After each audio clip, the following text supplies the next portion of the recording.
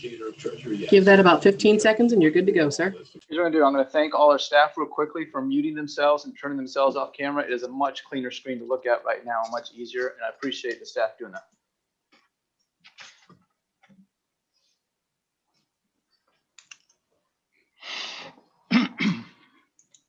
You are live, sir. Thank you. Good evening. I want to welcome you to the Board of Mayor and Alderman meeting for the City of Hendersonville on March 9th, 2021. We're going to begin this meeting as we typically do, and that's with a prayer and a pledge. So please join me for the prayer, and we'll go ahead and stand here in just a second. We've got the flag right behind me. So please join me in prayer.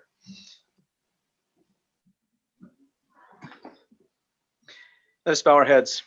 And dear Lord, thank you for bringing us together, and thank you for this wonderful day and these wonderful opportunities that you have provided for us to serve you and to serve everybody else. And thank you for bringing us together and help us to leave here and go from here and to continue to do your work. Not just do your work here, but continue to do your work as we leave. We want to especially thank you for the people that protect us here and far away, and remind us to use the wisdom you've given us, use the gifts, talents, and opportunities you've given us to serve you and to serve the people of Hendersonville. We especially want prayers on Keith Dixon and the Henderson and Boyd families and all those others that are hurting or that have needs that we may not express here right now. In Jesus' name we pray. Amen. Amen. Please join me for the pledge. I pledge allegiance to the flag of the United States of America and to the republic for which it stands, one nation, under God, indivisible, with liberty and justice for all. Thank you.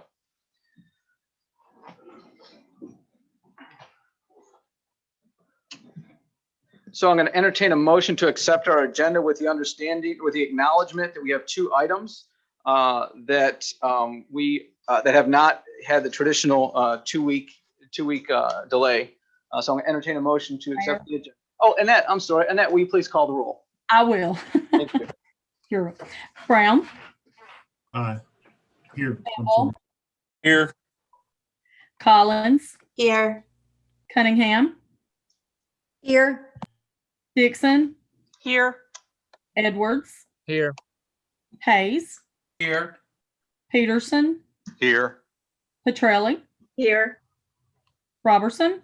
Here. Skidmore. Here. Waters. Here. And Clary. Here. 13 present. Thank you. We've got all 13 people present. Appreciate that, Annette. I'm going to entertain a motion to accept our agenda, acknowledging the two items that have not gone through our standard two-week expectation. So Alderman Waters, Alderman Dixon second. Alderman Cunningham.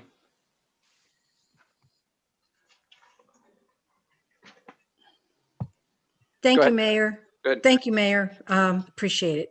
I just wanted to say a few things and then ask for a deferral on one of the items on our agenda. I introduced an ordinance tonight, which will go to finance in 2 weeks because, you know, that's the nature of ordinances. We have to have several, you know, at least one committee and then a 2-week rule afterwards. The ordinance, what it does in a nutshell, it's an ordinance repealing the ordinance 2020-53 regarding a chief of operations and increasing the mayor's compensation and restoring all of the mayor's jobs, job responsibilities and authority to run the city prior to the CA. What it does is, I appreciate the compromise, I really do, of the COO legislation, which I voted for.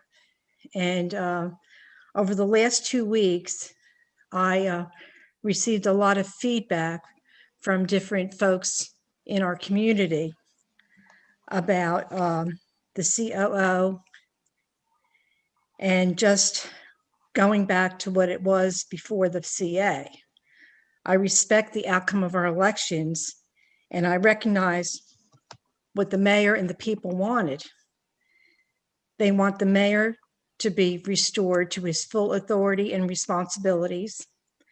They want his full salary restored. And they do not want an individual person to run, an unelected person to run our city. They do not want to pay two people to do the same job and waste upwards of almost $200,000. And I will be bringing my ordinance also to the Finance Committee, like I mentioned before. Alderman Cunningham, we need a motion if you've got a motion on the agenda. I will. I just want to explain the why of my motion, Mayor. We need a motion and then we can come back and discuss it. Oh, okay. All right. My motion is to defer the reading of Resolution 2021-15 for 2 weeks until we can consider my ordinance, which will restore full authority and responsibility to the mayor as the people have spoken in our last election. Thank you. And that's my like- motion. To second that, please. Motion is second. And that would be to remove item D.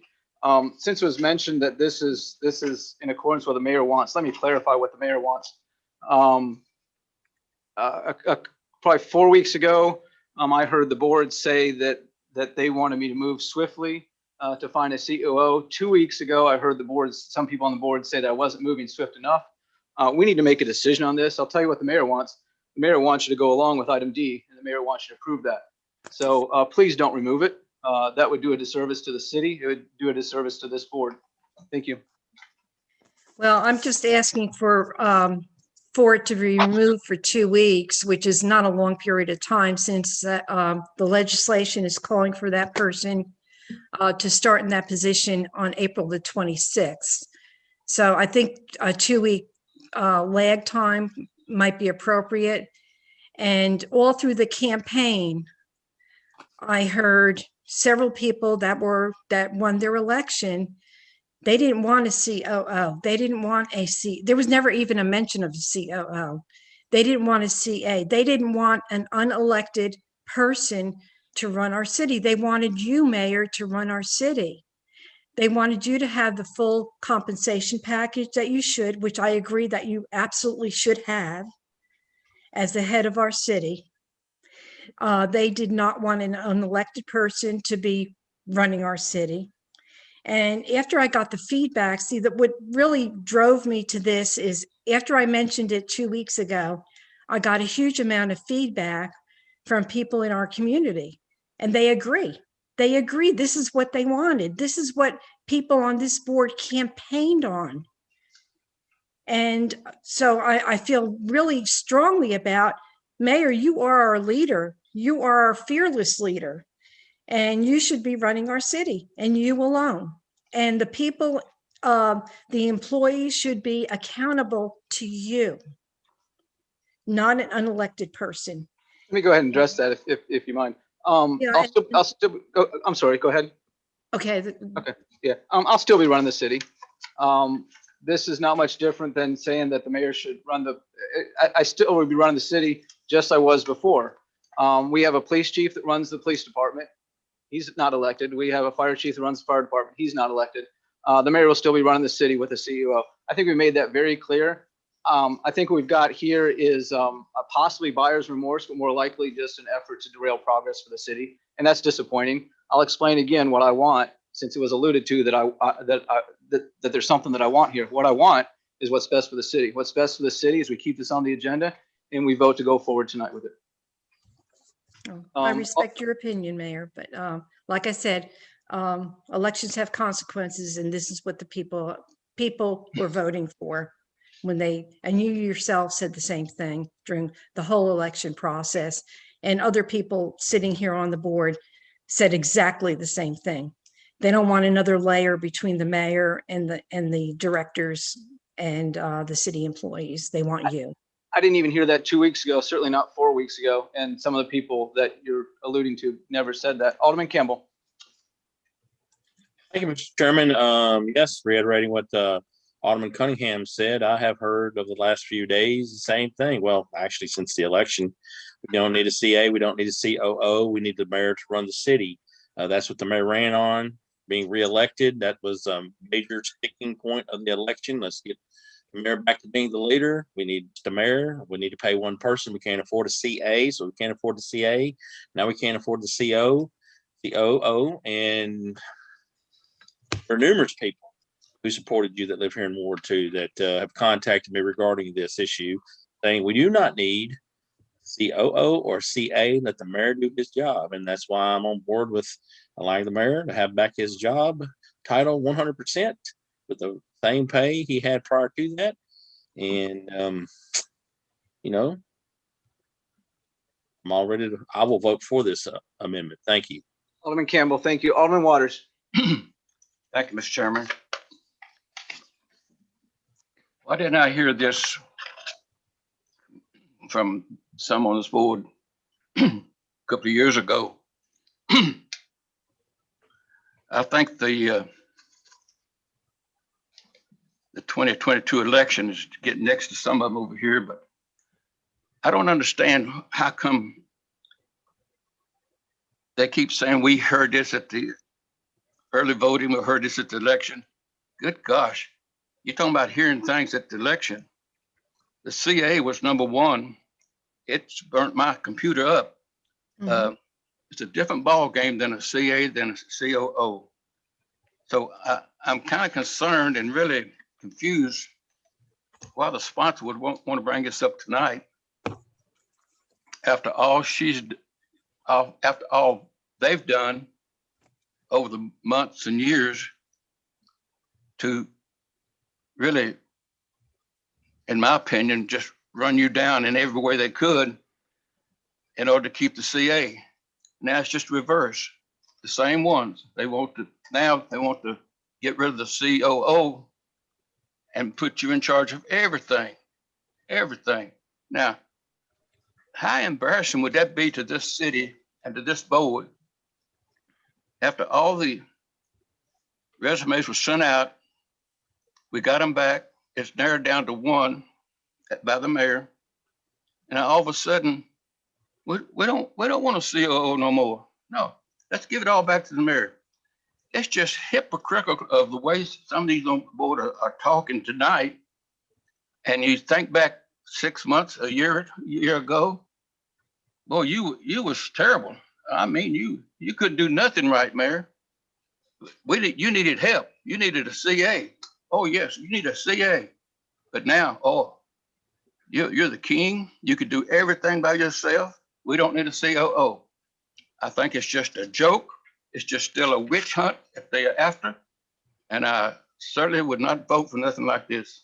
That's so moved. Thank you. Okay, Alderman Waters, thank you. Alderman Robertson, did you hit your button down there? Yes. Appreciate that. Go ahead. I need to hit it again. Nope, you're good. Okay. Well, with all due respect to the person making, to Alderman Cunningham for making this motion, I can't agree with it. What I heard when I was first elected to this board is that the city is now a $60 million organization with hundreds of employees, and we need professional help in running this organization. We need professional help running this organization.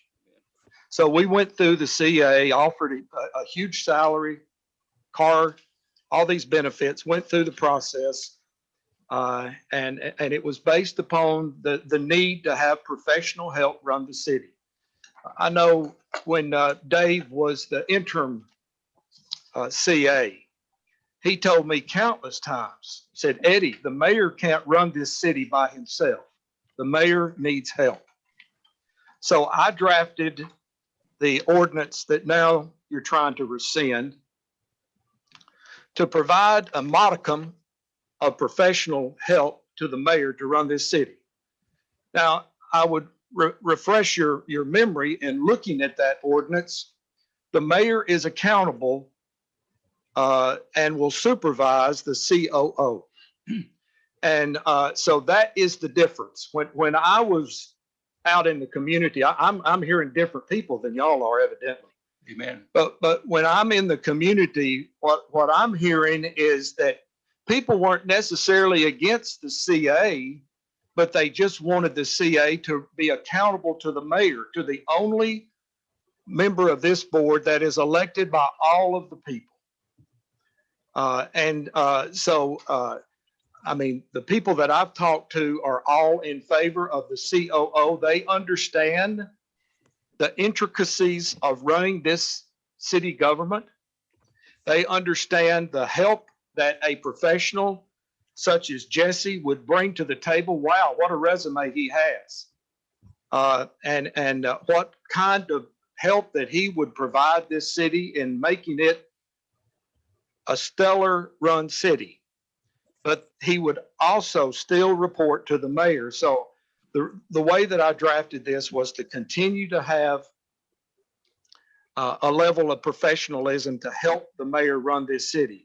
Can you imagine, and I used this analogy last time, can you imagine members of the General Assembly raising a bill in the legislature to strip the governor from the deputy governor? We don't want the deputy governor there. We want the governor to run the day-to-day operations of this city. I believe, based on my 36 years in government and based on my 2 years as an alderman, that there is enough to justify a COO and a mayor at a reasonable salary to attract the right candidates. So I sure hope, let's not be like that dog that's constantly trying to grab his tail. We have made a decision. Let's stick by it. Let's not waver. Let's give this a chance to work. Let's see how it works. The beauty of the COO is we don't have a contract with the COO. So in 6 months, if it's not working out, we can scrap it and go a different route. But don't change in the middle of the journey. I mean, we're on this journey. We've been united in this journey. So don't get cold feet now. Don't turn back. Those people that say we don't need both, convince them that this city is a complex organization and that the mayor needs help. If you look at other organizations, if you look at other cities, Franklin, for example, Cleveland, Tennessee, and I have more experience in Cleveland because my brother-in-law is on the city council in Cleveland, Tennessee. They have a mayor, they have a city manager, and 2 assistant city managers. So I will put, with the CO and the mayor making a reasonable salary, I will put the cost of our executive branch up against any other city in this that's in our range. I mean, we're soon to be the 10th largest city in this state. We're now the 11th. We'll soon be the 10th largest city. And folks, we need some professional management to help the mayor run this city. I will guarantee you, if you vote for this gentleman tonight, if you vote for this, in 6 months, you're going to be happy. You're going to be singing the praises of this decision. So don't waver. Don't turn back. The ship is moving ahead. We're making progress. The community is seeing this progress. So don't waver. Let's not vote to suspend or to delay the action on Jesse. If you don't like him, vote against him. But let's have a vote tonight. Let's move forward. Let's not backtrack. Thank you, Mayor. Alderman Robertson, thank you. Alderman Brown. Thank you, Mayor. We're still trying to set an agenda. Yes. We've been through this quite a few times before, and I didn't know necessarily we were supposed to debate. But since we've been debating, I would like to say a couple things. Number one, first of all, this is outside the 2-week rule. 2 weeks ago, we went outside the 2-week rule, and we didn't even add it to the agenda. We just did it. So first of all, it's outside the 2-week rule. I honestly don't see the harm in waiting 2 weeks to discuss Ms. Cunningham's ordinance. I believe, if I don't remember Jesse's last name, so I'll call him Jesse. I believe his resume is good and would probably do a fine job at what we're asking him to do. I don't know, I haven't spoken with him. So I'm sure he's watching this meeting this evening, or at least I would hope that he is. But here's what I would say. I don't see a reason that we couldn't wait 2 weeks. That'll put us inside the rule that we've set before, which we continue to break. And the other 2 things I would say is I heard the word hypocritical just a few minutes ago. And I also heard decision and stick by it. 1 month ago, we made a decision 13-0. There's 13 people voted in favor of an ordinance. There was Yeah. 0 voted against it. Less than 1 week later, we had somebody that decided they didn't want to stick to it and wanted to do what they wanted. To me, that's hypocritical. Thank you.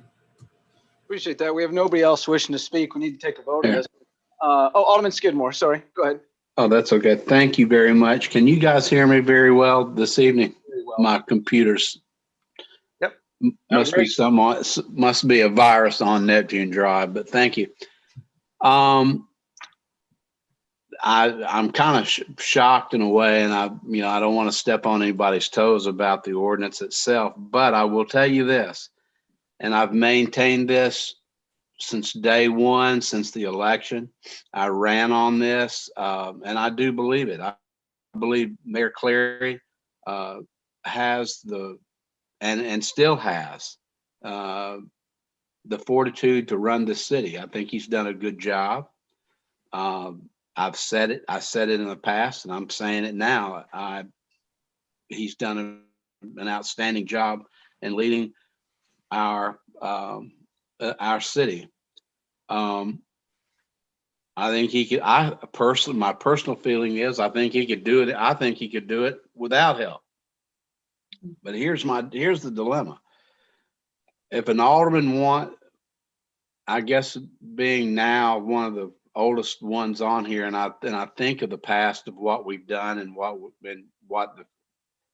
has been done in the future, and I just shake my head sometimes of some of the decisions, including myself, of what we've done up here. I just bite my lip and go ahead.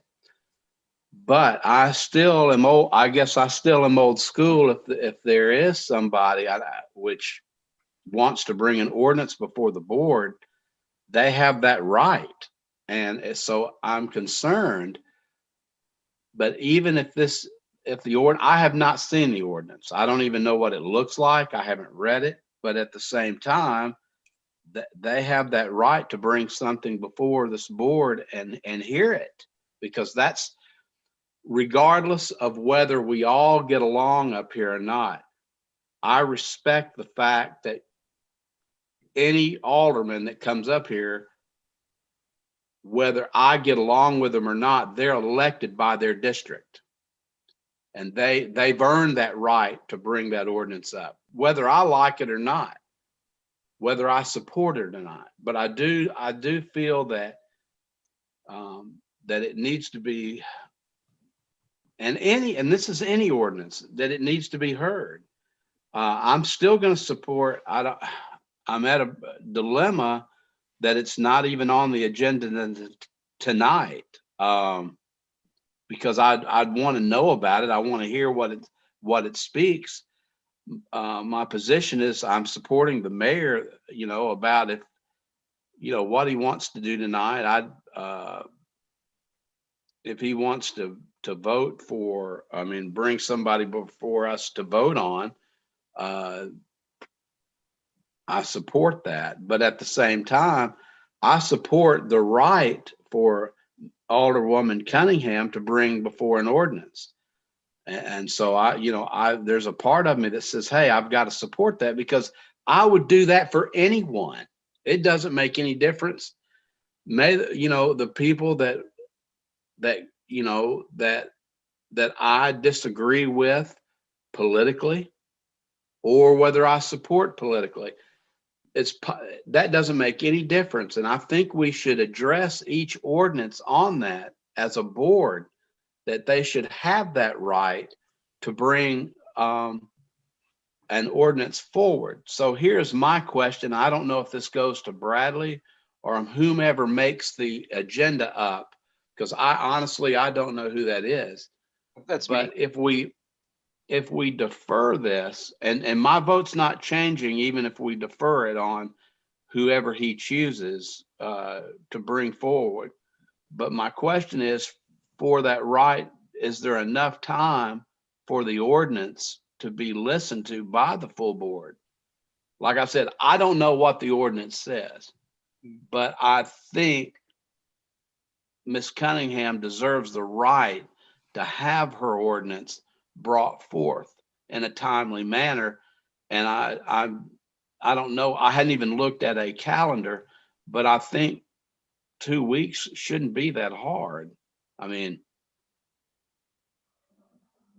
do you all understand what I'm trying to say? I think probably it's going to be like half of you say, yeah, I agree. And then half of you are going to say, heck no.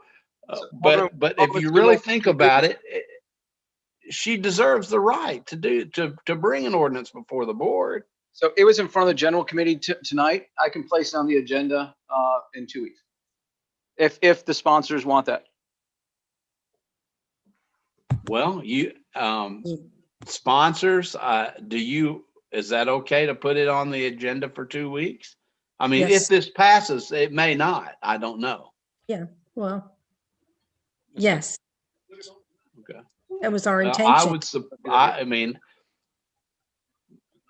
we'd still have time to go forward with this. I mean, I would, I don't know. When is it again? I didn't even know. In the end of April, is that right? Is that when the guys? April 26th. Yeah, I'd still, yeah, I mean, I don't have a problem with you bringing. The only time that I will say this, I know, and I'm kind of rambling here, but this is such a shock, would be if you were running an ordinance that it's too late, that it's going to bother what's happening down the road. I'm not sure that it is. I'm not sure that it's not. But, I still think, Ms. Cunningham, honestly, you're owed that right. You deserve that right for the ordinance to be heard, whether it's tonight or in 2 weeks. It doesn't make any difference to me. But my personal feeling is you deserve that right for that ordinance to be heard. Alderman Skidmore, thank you. What we can do is like I said, if the sponsors want to, I'll put it on the agenda for 2 weeks. But again, I'd hope that people would vote against the motion to remove this. I'd like to see it stay on the agenda, start on it tonight. So Thank you, Mayor. Alderman Edwards. Alderman Cunningham, would you consider placing your ordinance on tonight's agenda? The way I read ordinance 2002-12, we can waive the 2-week waiting period between going to committee and BOMA, as long as I believe it doesn't say a majority. I believe it says 7 votes can waive that 2-week period. Would you consider put it on tonight's agenda and go ahead and face it? I mean, it sounds like it's already been debated. The merits of it have already been debated. Well, it was just a brief discussion on general committee tonight. And I was trying to go by the book and do the 2-week rule, but I wouldn't, I mean, if we could put it on the agenda tonight, Mayor, I mean, what do you think? That's up to the board. First we need to vote on the item to withdraw. We can't vote on both these items at the same time. We need to vote on this item to withdraw.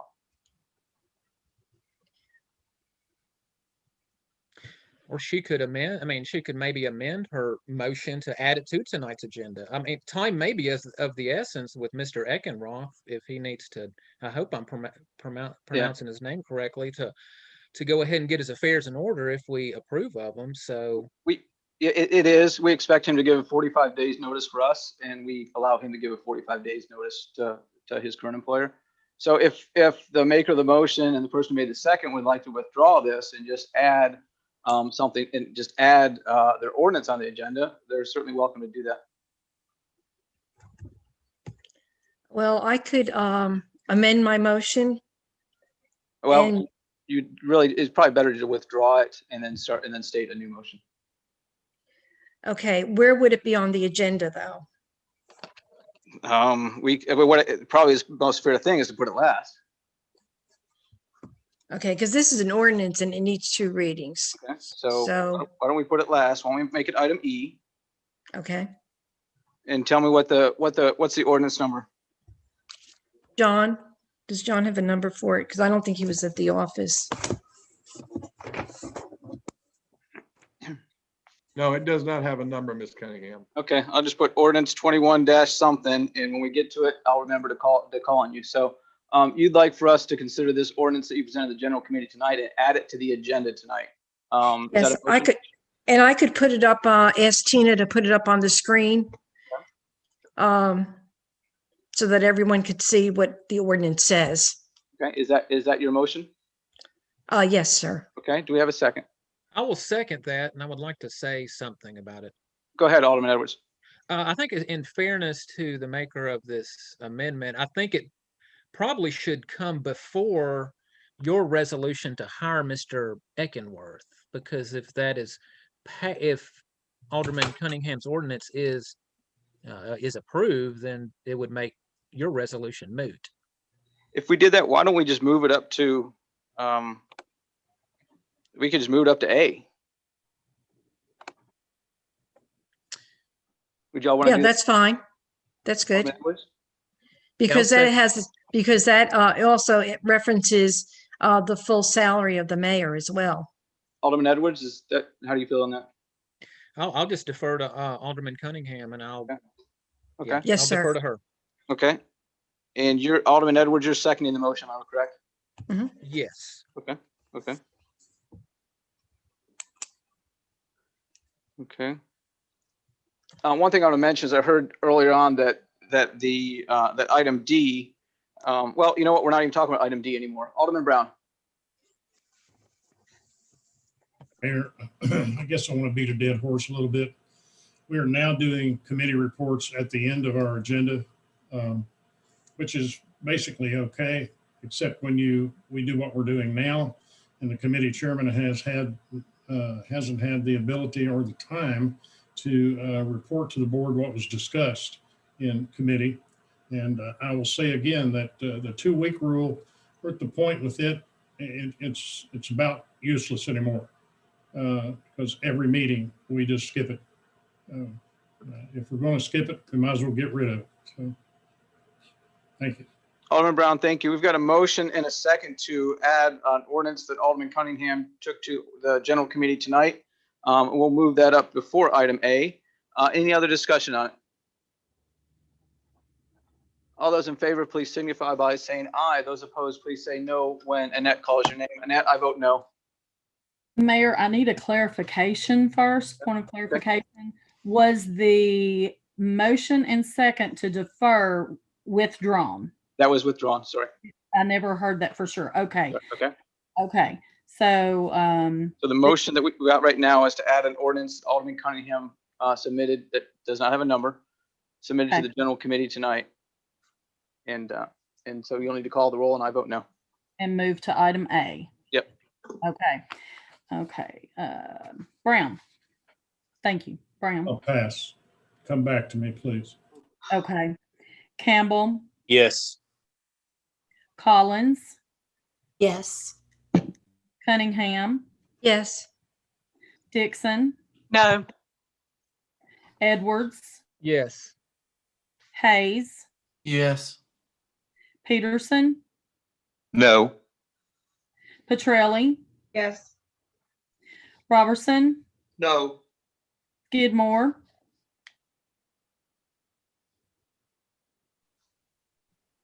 You're Skidmore. muted.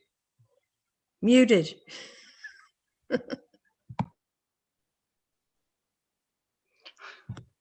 There we go. Yes. I'm sorry. It was my computer. Waters,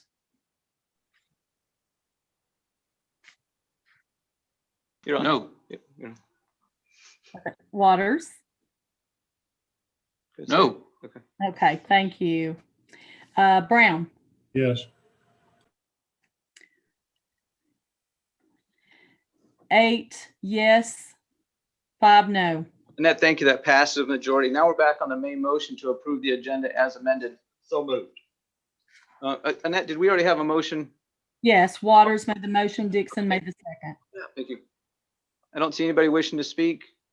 All those in favor of approving the agenda as amended, please signify by saying aye. Those opposed, please say no when Annette calls your name. Brown, Aye. Campbell, Aye. Collins, Aye. Cunningham, Yes.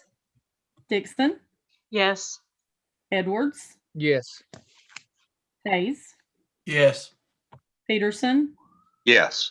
Petrelli, Yes. Robertson, Yes. Skidmore, Aye. Waters, Aye. and Clary. Aye. 13 yes. Passes unanimously. Thank you, Annette. Next, we have presentations. We have none. No, we have no public hearings. I'm going to entertain a motion to approve our minutes from February 23rd, 2021. So move. We have a motion from Second. Alderman Waters and a second from Alderman Dixon. All those in favor of approving the minutes from February 23rd as they were presented in your packet, please signify by saying aye. Those opposed, please say no.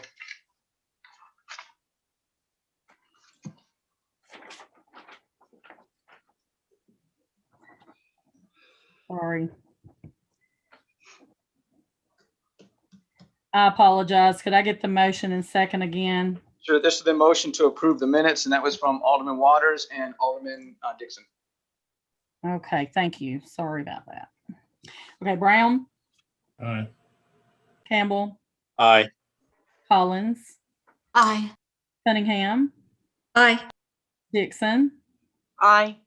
Edwards, Aye. Hayes, Aye. Peterson, Aye. Petrelli, Aye. Robertson, Aye. Skidmore, Aye.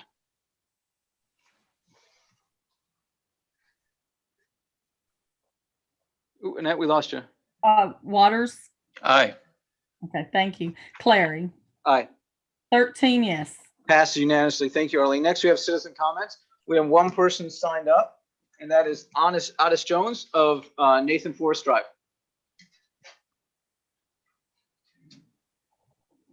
Go ahead. Oops, hold on. I have to turn. Now we're ready. Thank you. Thank you, Mayor. I'm Otis Jones. My wife Cheryl and I have lived at 144 Nathan Forest Drive since 1983. To begin with, I'd like to quote something. In the late 1700s, Edmund Burke, a British statesman, wrote, "Those who don't know history are doomed to repeat it." It seems appropriate that we should remember that the citizens of Hendersonville have declared 2 times that we want a mayor that matches our vision as CEO and leader of the city and is able to run the city the way that he feels that he should. In the last election, the citizens clearly expressed this in every voting precinct. We have clearly stated that we do not want a city manager, a city administrator, or anyone else that reports to the board except the mayor. The city is growing. The city's budget is growing and the mayor's responsibilities are growing. As every organization grows, additional people are required to provide the services of the organization. We have the same thing in Hendersonville. The mayor, the citizens said when they voted in November, the mayor should serve as the city's CEO, reporting to the board. No one else should be reporting to the board.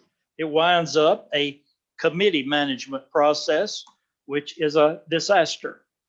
If you want some proof, check the horse barn. Now, the mayor should serve as the city's CEO. The mayor should be able to hire anyone that he wishes to manage the city's business.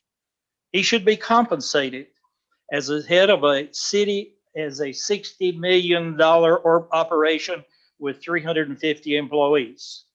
That's what we have said as citizens. Mayor, you compromised 2 weeks ago in an effort to move the city forward. Things are not looking good tonight. You compromised, reduced your earnings this year by $14,000. The loss of $14,000 is due to your lower salary since November. Some slight changes, but looks like people are trying to decide if you decide your management process so that they decide who you want, need, and desire as an employee. Your compromise for going $14,000, and you're only asking to seek their have your salary restored to the late rate that it was at the start of the fiscal year. That certainly should happen. In addition to that, you should be able to retain any employee, any assistance, anything that you need to manage the city. That's what we elected you to do. The citizens of Hendersonville have spoken. We wish to continue to elect a mayor that reflects the visions of the citizens and leads the city to that end. And the board should restore the mayor's salary and allow the mayor to retain employees that he needs. And thank you, Mayor, for your dedication to the citizens of Hendersonville. Thank you, Mr. Jones. We don't have anybody else signed up for citizen comments. Next, we have ordinance and resolutions. Our first item is an ordinance provided by Alderman Cunningham to the general committee earlier tonight. Tina, are you able to, and by the way, Alderman Cunningham, you do have the option to withdraw it at any time. If you want to move it somewhere else, that will take a vote of the full board. Tina, are you able to pull that up?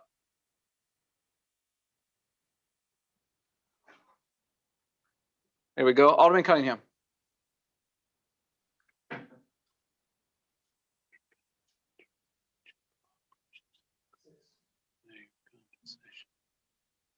Hey, Alderman Cunningham, we can't hear you.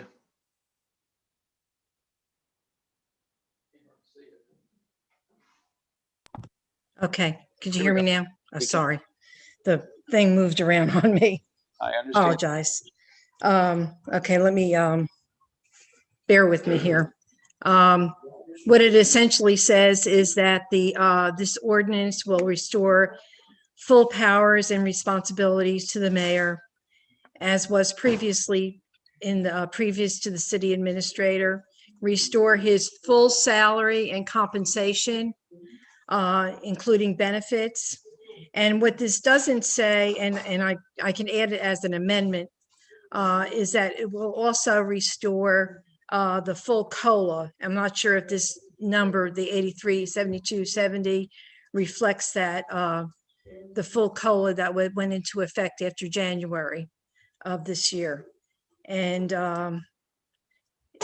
that's pretty much it. You have, it'll be business as usual. And we can discuss at the budget if you need some additional assistance with an admin or some type of an assistant type of person to help you manage the affairs of the city. But you are it. I mean, this previous speaker just said it in 1987. That's what the people voted for. In the election of 2020, that's what the people voted for. That's what you campaigned on, Mayor, whether, it's different now or not, but that's what we want. That's what I want to do, is just move past all of this and give it all back. And if you need additional help, I mean, we can get that for you in the way of a assistant type of person. So your full salary and your full authority and your full power will be restored. Thank you, Mayor. Alderman Cunningham, thank you. I don't see anybody else wishing to speak. Excuse me, Alderman Dixon. So let me ask Alderman Cunningham, why would you not write into this ordinance additional help for the future? You're just Well, we leaving that can. open. We can. I mean, we can make an amendment because it's two readings, Alderman Dixon. So we can introduce an amendment into this ordinance. I wouldn't have any objection to doing that with an assistant to the mayor to help him run the day-to-day operations of the city. I just want the board to understand I can't support this, and I don't believe it's what the citizens really want. They wanted Mayor Clary's shoulders to hold the city. And if he feels he needs right now additional support as a COO, that's what we should give him. And I think that we need to restore, we were at a compromise. We were right there at a compromise with this board, with the COO. And we need to restore the faith of this board back with the citizens. And quite frankly, I can't support it. Alderman Dixon, thank you. Alderman Campbell. Thank you, Mr. Chairman. Speaking of the election, speaking of the people who supported you, who reached out to me and let me know that they wanted to give the mayor back his full authority, his full power, and give you back your full pay.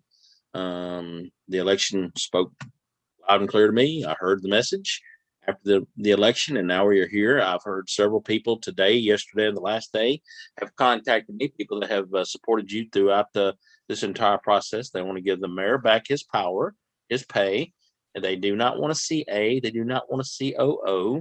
They would like to have a mayor leading our city. And I have numerous people that have said that.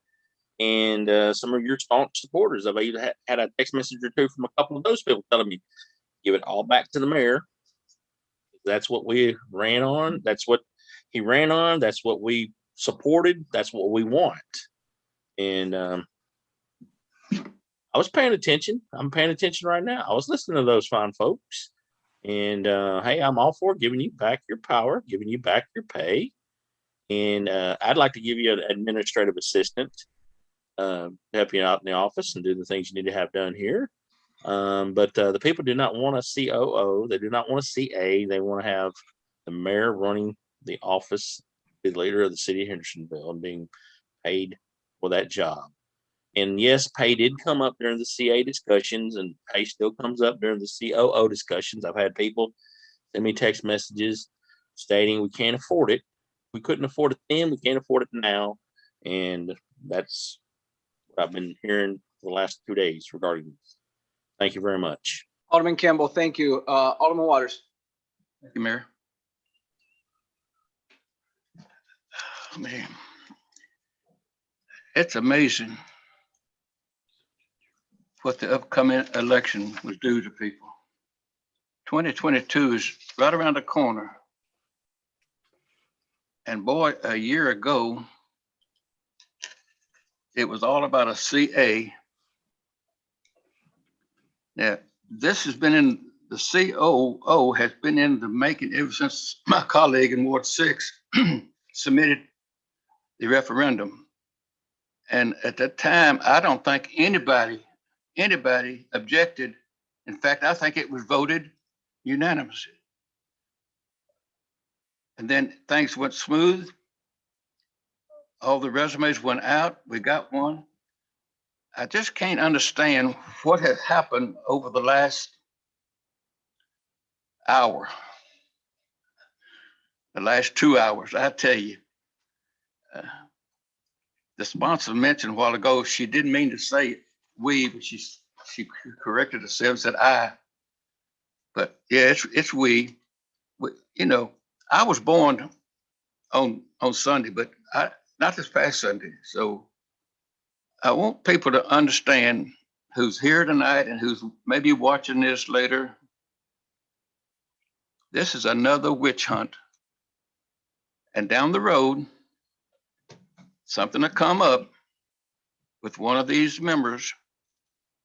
Mayor, you're not doing what you're supposed to do, Mayor. You're not, we're gonna have to make them changes. I just get so disgusted. Thank you, Mayor. I move back. Alderman Waters, thank you. Alderman Campbell, I may have cut you off. Go ahead.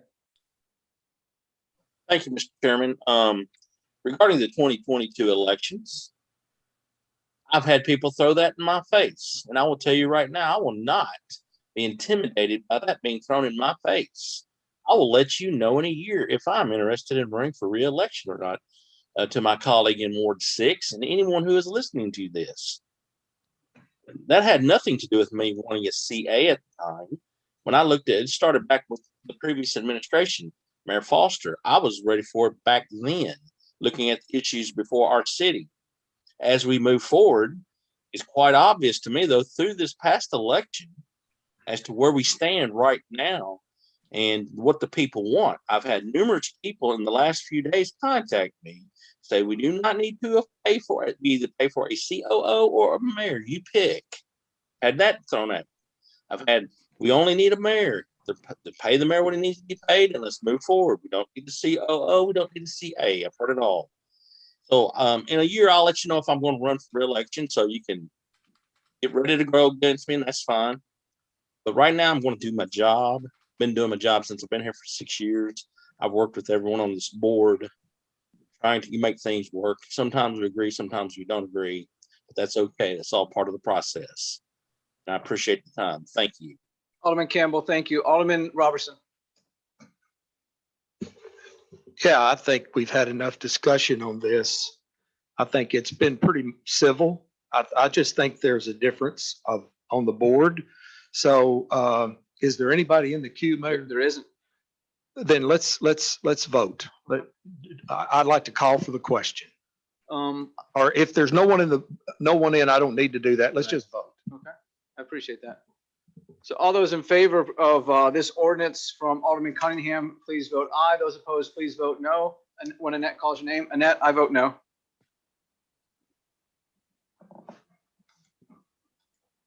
Okay, who was the second on that? Cunningham made the motion. Who was the second? I never I heard. seconded Alderman it. Campbell.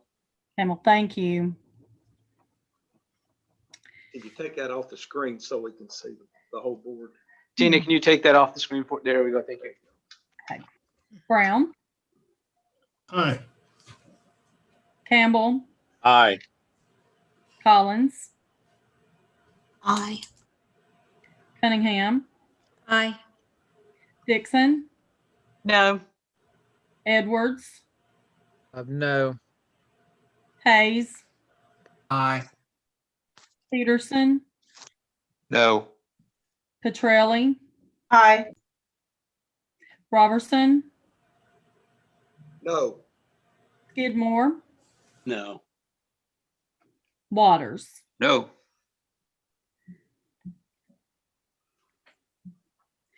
6 yes, 7 no. Thank you, Annette. That fails 7-6. Next on the agenda, we have item A. This is second and final reading of ordinance 2021-6. This is an ordinance to authorize an amendment to budget ordinance 2020-20 as amended and appropriating $23,824.35 from the general fund. I so move. Second. We have a motion. I make the motion. Alderman Waters makes the second. As I did before, I need to mention that I have a conflict. However, I intend to vote my conscience, but I also need to make an amendment. I sent y'all the text for this. I think it was yesterday for the amendment. The simplest thing to do was to replace the whole text instead of cross out every number in there and add some text. And of course, then what I also did was what 11 members of the board asked me to do 2 weeks ago, and that was explain what the pay would be each pay period. So I believe everybody has that. Tina, I think you have it as well.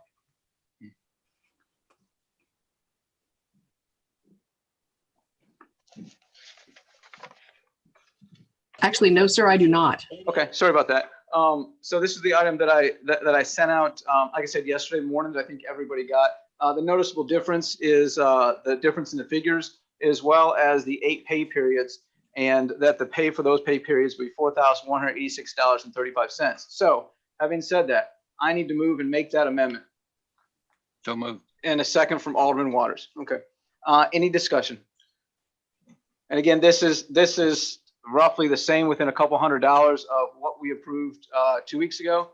So certainly hope that anybody who voted for it 2 weeks ago, with the additional explanation of what each pay period is, because that's what I was asked to provide, would vote for it again. Alderman Cunningham. Thank you, Mayor. Could you repeat that number again, please? Each pay period will be $4,186.35. You heard our city attorney mention 2 weeks ago that currently the salary is, or excuse me, at the beginning of the fiscal year, the salary is approximately $8,300 a year. So this is delineating that per pay period for the rest of the fiscal year. So that comes out to, what is it, 26 pay periods that we have? We have 24 pay periods, and this just covers the final 8 of them. Oh, so we get twice a month, not Yes. bi-weekly? Yes. Okay, so that comes out to be how much every year? So the increase that we'd have, well, this still is only the 86,000. So at the end of the fiscal year, the mayor will have been paid $86,000. That comes out to 100,000. It does if that were the pay every pay period. However, keep in mind that from December through today, or through last pay period, that the mayor was not paid at that rate. Yeah, but if we put that rate in, then we're obliged to give you that pay, start you at that pay, 100,000 That's not true. for the budget year, because we cannot decrease your pay. It's So, against the charter to do that. okay, it is against the charter to do that. However, again, the pay for this current fiscal year will only be $86,000. It won't be $100,000. It will be $86,000. So if I take 86,000 divided by 24, That would be the mayor's pay if the board chooses to go with $86,000 next year. so 86,000 divided by 24 is 35.83 per pay period, Okay. not 41.86. So if next year the board decides to go with the $86,000, each pay period will be that number you gave there. Yeah, but we can't decrease. The charter does not allow us to decrease the mayor's pay during his term. Decrease on a monthly basis, yes. It would be not. No, be a decrease on a no, we can't do that. Yes, we can. It'd be a decrease. It would not be a decrease on an annual basis. No, we cannot do that, Mayor. We have to keep it at that same rate. Alderman Cunningham, there's nothing that says that the board members, you or I, have to be paid the same monthly next year as you're getting this year. There's nothing that requires that. The requirement is that the annual salary is not reduced during our terms. The annual salary at this point will be $86,000. Okay, let's do, instead of doing it like 41.86, let's change that then to 86,000 annual. That's what salary. I did 2 weeks ago, and you asked me to delineate it by 41.86 per pay period. I'm going to defer to the city attorney because I got two different explanations about that. Brett, John, are you on the call?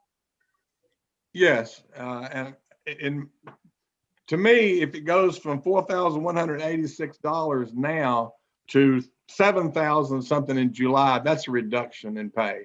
And to the extent that you try to somehow pay $85,000 between now and the end of this year, in addition to what's already been paid, that's going to in effect be retroactive pay because you're trying to make up for months that have already passed.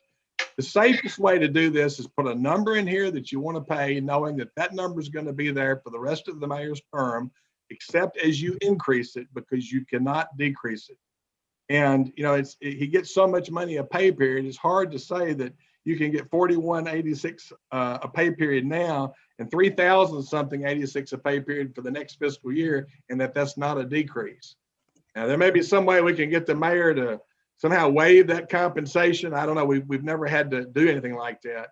But according to the charter, it can't be decreased. And it seems to me that from going from 4,000 to 3,000, any way you look at it, that's a decrease in the compensation. So, John, does the charter say that does it say annually or monthly?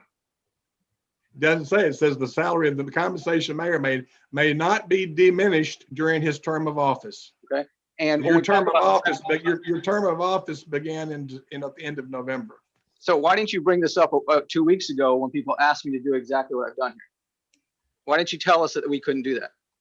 I did. I said that you can't pay the mayor retroactively. That's what I'm talking about. You did say that. You did when the board asked me, when board members asked me to explain this monthly, you did not speak up then that would not be appropriate. Why not? If you go back and listen, Mr. Mayor, you'll see that I said, instead of doing this business about 80-something thousand or 30-something thousand, I said, you need to put amount per month that you want to pay the mayor so everybody knows what we're voting on. That was not done. I had no idea what you were voting on at the time. And I don't think a lot of people on the board really understood what you had in mind. This time it's clear there's a number. If the board wants to give you $4,186 a pay period, from now on, they've got the right to do that. Okay. And the 7 votes can do that. I'm not saying that they can't. I'm just saying that that's going to be more than $85,000 or $86,000 a year. So it's whatever the board wants to do. I just want the board to understand what they're voting on. And of course, the board can vote their conscience. I think it's very clear that my intention is, as I said 2 weeks ago, and as I'm saying now, that the annual salary is $86,000. If that's the benchmark, that's the benchmark. It is certainly not $100,000, and it's certainly not delineated monthly. Alderman Edwards. Thank you, Mayor. So, Attorney Bradley, I mean, if we decide to do this, it sounds like is this kind of a gray area whether we can decide at budget time to keep his salary at $86,710? That wouldn't, I mean, is it that clear? Because you said the charter said we can't reduce it during his term. I mean, could we get away with that? It sounds like it's kind of a murky area. I don't know if you have any clear legal opinion. We've never really paid anybody by the year, so this is sort of an odd concept. And I was not aware that this was what the mayor was trying to do. I mean, everybody else may have been. I was not aware that was where this number came from. I just thought this was the number that he got previously, and that he wanted to reinstate the same amount with the 4,000 whatever a month. You know, I guess if we worded it in such a way that this will make the mayor's annual salary a total of, and it can't possibly work out to be exact. I'll just tell you that, because this 4186.35 is the number he was getting previously. I think you can ask Mr. Manning, but I think that's the exact number. So, you know, we could monkey with it and make it equal 86,000 and say, this is the mayor's compensation for the year. And we've increased it because when he started, his compensation for the year was 43,200. And we're going to increase it to 85 or 86. I suppose you can do that. It's sort of difficult to break it apart that way, but as long as everybody understands, and I guess it'd be primarily the mayor, that in July, the new budget, that he's going to be making less than the 101,000 a year.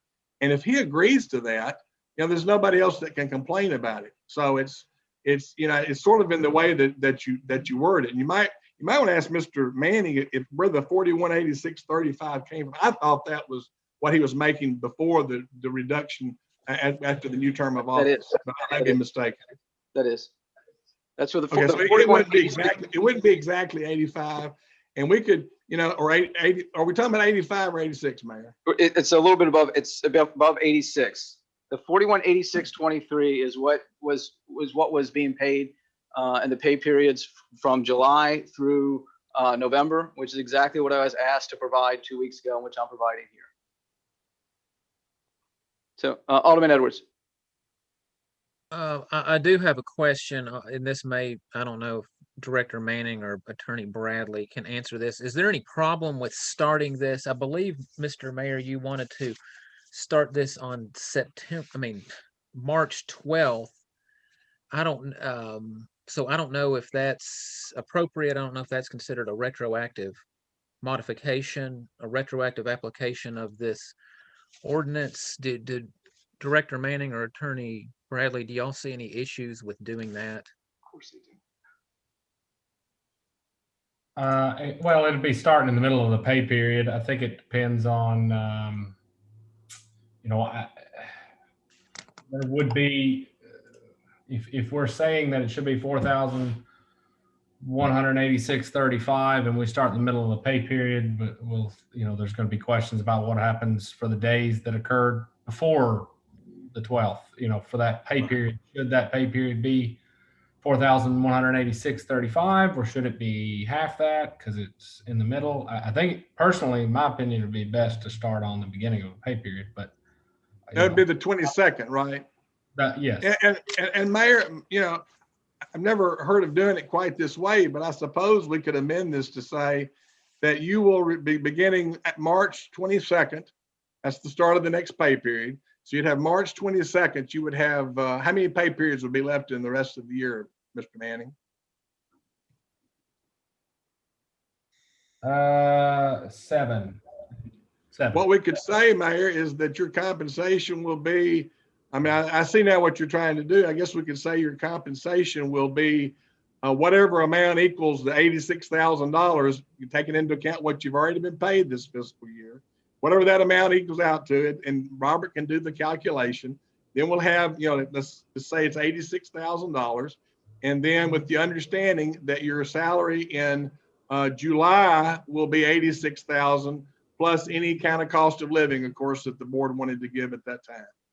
I mean, I suppose we could amend it to do that. It's kind of a strange way to do it, but How can we use an ordinance that amends our current ordinance to set the budget, the current budget, to set an item in the future budget? I don't see how that's possible.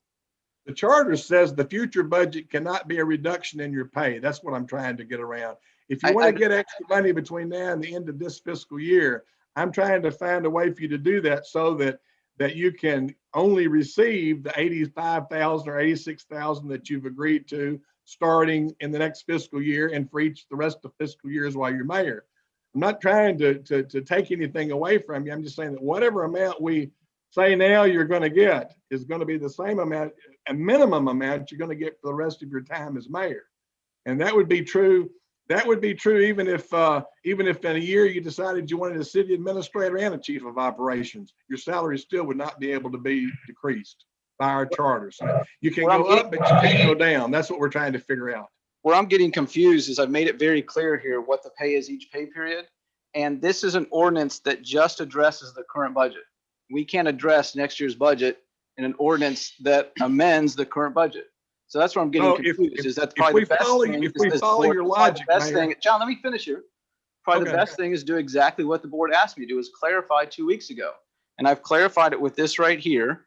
And it seems to be the most clear because I have those 8 pay periods right there, because this is an amendment to our current budget. This is an amendment to our current budget and a future budget. I don't see how we can have amendment to a future budget hasn't been decided yet. With this right here, it says that this is what the mayor will be paid for the next 8 pay periods, which will get us to $86,000. $86,000 is the benchmark for next year. It's not the monthly pay. It's $86,000 as a benchmark because it's the annual salary. So Alderman Edwards. Well, I guess my question, if we did start it like the mayor's proposed on March 12th, does the attorney, Bradley, do you believe that would be okay? That wouldn't be any kind of retroactive application of this ordinance, since he's technically being compensated from March 1st to March 12th when we're passing this ordinance, I guess, if it passes on March 9th. Would that be okay? Yeah, I've tried to make this clear from the start that we need to have a date off in the future when it is to begin. And it obviously needs to be the start of a pay period, which would be March 22nd, would be the start of the next pay period. The problem with the mayor's logic when he says we can't control next year's budget with this year, and this year we are. Whatever amount you put in this budget for the mayor's pay, that's going to be the minimum salary he makes when budget time comes. It's that simple. I think we're making this far more complicated than it needs to be. But if his salary, if he's going to be compensated at the rate of $8,372.70 a month, if he's going to get that rate of pay starting March 12th, 22nd, whatever, he's going to continue to get that rate of pay at minimum after the start of the new fiscal year if we follow the law and follow our charter. And so it's not a matter of setting a new budget. We're not amending the budget for next year. We're determining a baseline for the mayor's pay. That's what I'm trying to make clear that everybody understands. And if you want to pay the mayor $8,372 a month for the rest of his term, that's certainly your right to do that. You've got the right to vote however you want to on that. I just want to be sure that everybody understands that if we're going to do this amount per month between now and the end of the year, it could certainly be argued that that is a reduction in pay if we lowered it to $7,000 a month after July 1st. I certainly would argue that. What I tried to offer, Mayor, was an amendment of sorts to say that you will receive whatever pay. You're not setting next year's pay. You're saying the mayor's salary for fiscal year 2021 is hereby established at $86,000. And the finance office is directed to compensate the mayor whatever amount is necessary per pay period between now and the end of the fiscal year that equals $86,000. I think you could do that, Mayor, and that would be the baseline salary. I mean, you could always argue otherwise, and I would hope that you wouldn't, since you've agreed that 86 is the proper amount. But you could certainly argue that, but at least it's a way that we would sort of be complying with the intent of the charter. The other thing that I did mention also, Mayor, at the last meeting, if you'll recall, was that there is a strong argument that could be made that this should only be done at budget time, because our charter says the compensation shall be established when the annual operating. Doesn't say when. Doesn't say when. It does say when. It says when the annual operating budget is adopted. And there's an opinion from an MTAS attorney that says it can only be adopted at budget time. So, I'm trying to bend over backwards to find a way to give you an immediate pay increase without waiting till budget time. And the simple way is to go ahead and put the amount that you're going to get in the new fiscal year in here now. So that seems to be the simplest way to deal with this. And we're making it far more complicated, I think. So, Alderman Edwards, you were one of the people that asked me to delineate it month to month a couple weeks ago. So if we go with what the city attorney's suggestion is, we go backward.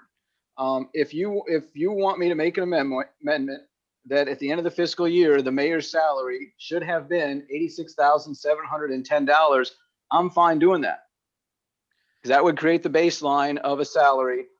That would create the baseline for the salary that cannot be reduced, $86,710. That's sort of where we were 2 weeks ago.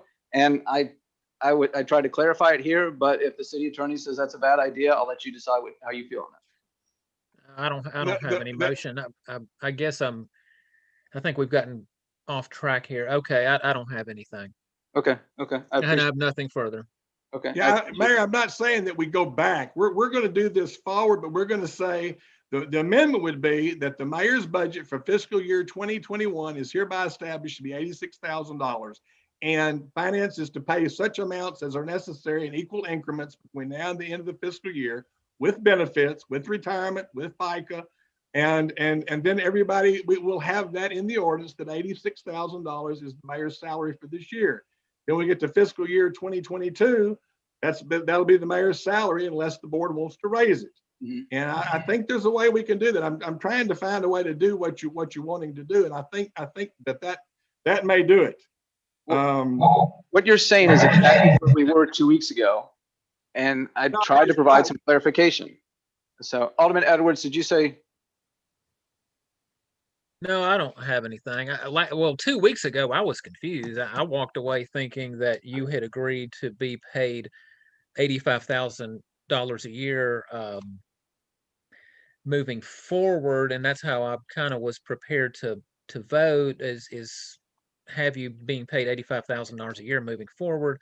But I see your position here, and I see how you've broken it down, and now it's clear to me at the end of the fiscal year you will have made, from July 1 to June 30th, you will have made $86,710.04. So that is okay.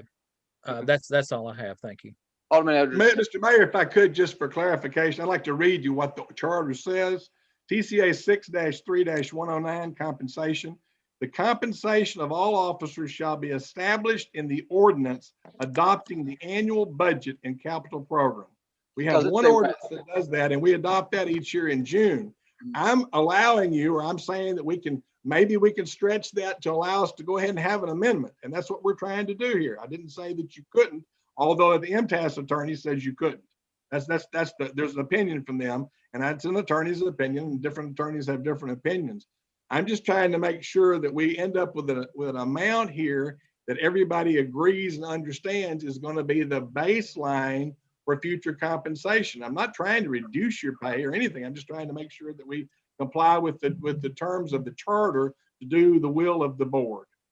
And if it's the will of the board to pay you $86,000 for this fiscal year instead of the $43,200 that was put in the budget, a motion can be made to that effect to say that's the amount you're going to get this year with FICA and retirement and all the other benefits that the city typically pays. And finance can calculate it. It might be $4,212 instead of $4,186. I don't know what the exact amount would be, but then at least we've got something we can point to and say the mayor's salary was $86,000 in fiscal year 2021. So fiscal year 2022, you start at $86,000, and the board can increase it, but it can't decrease it. And I think that's accomplishing what you want to do, Mayor. I'm trying to find a way to do it, and I think that does. I appreciate that. Alderman Collins.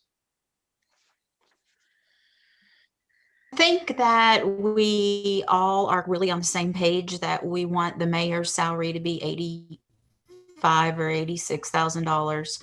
And what we're having issue with is that we realize and acknowledge that we're not supposed to pay retroactively.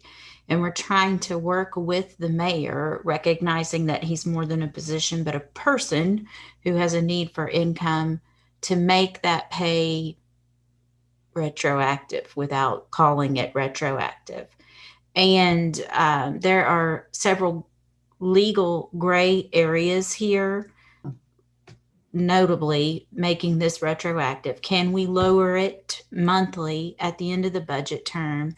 Is it acceptable to even make a change outside of the beginning of the new budget year, the fiscal year? And the way I see it, we have two ways to proceed, and that is to take Mr. Bradley's advice, because when you take the advice of your attorney, you shift the liability to him, or to ask our state representatives to ask the Attorney General for an opinion on these gray areas. And I think the fastest way to resolve this is to use Mr. Bradley's advice, and therefore I offer an amendment to the ordinance. And I'm not going to try to repeat what Mr. Bradley said, but to use his clarifications so that we do what we intend to do in the next fiscal year. Alderman Collins, can I help? Can I give you some thoughts? And I've done some math. Absolutely. Okay. So in the sheet in front of you that I propose as an amendment, March 12th, that pay period will be the same as the previous periods, $1,828.80. All the pay periods after that will be $4,523.14. That gets us to a pay rate of $86,710 per year at the end of this fiscal year. So we can either leave that chart in there, or we can just say the next the next pay period is the same, and that starting with the pay period that is March 29th, the closest future pay period, the pay would be $4,523.14.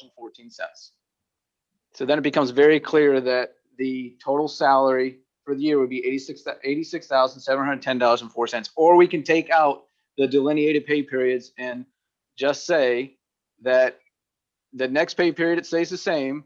And then in the course of the remaining 7 pay periods, it's the finance department's responsibility to get to $86,710. Yeah, I'm comfortable leaving it to the finance department rather than all of us trying to do math here. Okay. Mr. Mayor, can I word that amendment to do just what you said? I may help with that. Let's give it a try. Okay. We're going to delete the last sentence of this section 1, where it says the mayor's salary for the remainder of the year is explained in the following table. We're going to replace that with language that says the mayor's salary shall be increased for the remainder of the year in an amount to equal a total salary of $86,710 for fiscal year 2021, to be paid in equal installments beginning with the pay period starting March 22nd, which is the beginning of the city pay period. And it will be paid by the end of the year. You will have $86,710. I'm off the amendment now and I'm explaining it. I understand that. Let's make sure Annette got that first. Annette, we can't hear you.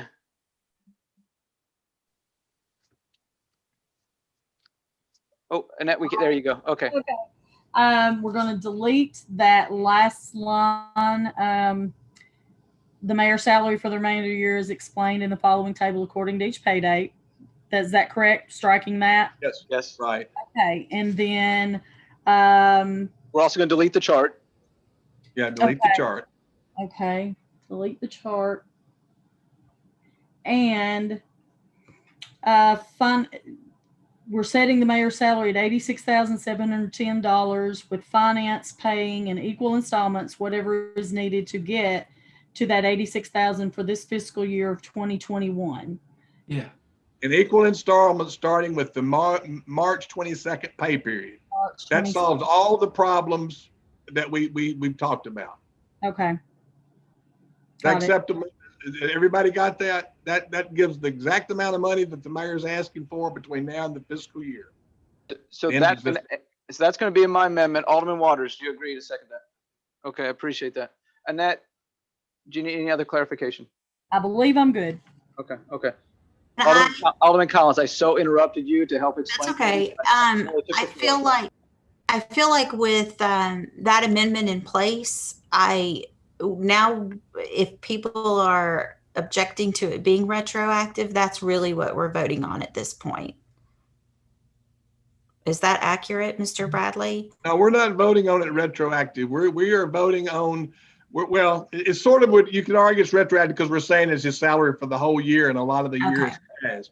But we're trying to do this in such a way to establish a baseline, not that he would, but so that the mayor can't say in July, well, I made $8,000 a month in May. I have to get at least that much this month. And he's saying that he won't do that. And this helps accomplish that. It's within the spirit of the charter, and we're not calling it retroactive. We're not paying him retroactively. We're just paying a different rate between now and the end of the year to get him to that established, agreed upon compensation of 80s. It's going to be just as if at the end of the year, as if that in June of last year, his salary for this year had been established at $86,710. That's the goal. And I think everybody understands that. Alderman Collins. Thank you. That I just wanted to. I appreciate that. Alderman Cunningham. Thank you, Mayor. Question, and this may have been discussed before. Are these additional funds coming out of our general fund? It will come out. Yes, it comes out of the general fund. Okay, so you don't have accommodation in your executive budget? Likely there will be, but we can't foresee exactly how much yet. Okay, that was my first question. My second comment was, I still stick to my guns as I did 2 weeks ago. Our mayor making $86,000 and a city operator, operations, what is it? Chief. It's just a CO, making 43% more than our mayor, hiring in at $123,000 does not sit right with me. I'm sorry, Mayor, but it's just, I just don't think that's right. Thank you. Alderman Cunningham, thank you. Alderman Petrelli. Thank you, Mayor. The finance director, Robert, are you on here? Yes, ma'am. For the sake of discussion, following up on Alderman Cunningham's question, and I don't want to get into a bunch of numbers. I just want to be conservative. So let's just say we're discussing the mayor's salary, whatever the final figure is for the year, which I know you have probably been typing up there. And then with the COO, can you list both salary numbers and then their total? So I have a clear understanding. And if we need to be conservative, we can just say 85,000, if that makes it easier for you. I know it's going to be a little bit higher than that, but just for sake of discussion. Sure thing. If I could clarify, we're looking for the numbers for how we would be budgeting next year, generally speaking. Is that correct? Yes, sir. So yeah, what we're proposing tonight for the mayoral salary, and then what is currently in the resolution for the proposed COO. So that would be just shy of 210,000 per year for salaries only. Okay, 210 just for salaries, and then with benefits, what is that for both positions? So estimating insurance is here. That would be for each position, that would be around, for the mayor, 25,700, and for the COO, 32,600. That's total 58,400. rounding. Okay, so I'm doing the math here. So that's about a combined total of Oh, I'm sorry. $268,700 for two positions, salaries plus benefits. Close enough. Yes, ma'am. Okay, thank you. Thank you, Mayor. Alderman Petroli, thank you. I don't see anybody else in the queue. Nobody raised their hands. Nobody over to my right over here on this computer. So we need to vote on the amendment first. Alderman Campbell. And also you need to add in the $400 a month for the car allowance for the COO that's coming in. That's an additional expenditure. And I believe by law, we have to pay FICA on that money too. It's not like it's just, here's your $400 a month. That's actually income. That's how it will be counted. So you have to figure in your FICA as well. I believe that's correct. Is that not correct, Robert? I will have to verify that, but I believe it does have some tax implications. Yes, sir. But that would be in this, that wouldn't be in the mayor's compensation ordinance, so Mr. Mayor. And I would just suggest that you add just one other thing to your amendment, that the verbiage in section 1 can be amended to be consistent with what we put in that last sentence. That's all we gotta say. We can straighten it out. There's no need to do it right now, as long as everybody understands that we're basing this as an annual salary of $86,710. I was just adding it to Alderman Petrelli's information where she wanted to add the COO and the mayor's salary together to come up with a baseline as to how much money was being expended for those two positions. That's what I was thinking. Alderman Campbell, thank you. Thank you. We're voting on the amendment. The amendment is the item that I emailed out to you with the changes that we added in there by striking the last sentence and striking the chart to provide the language. Annette, will you read the language to us? I will.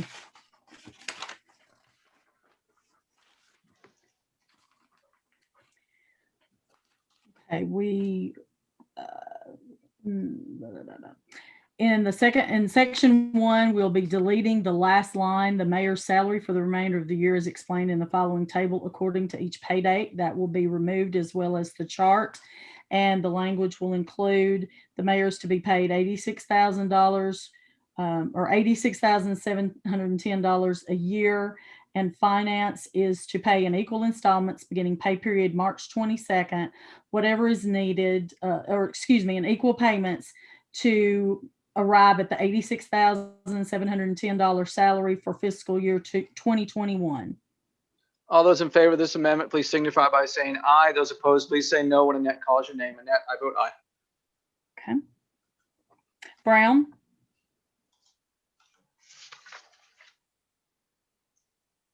You're muted.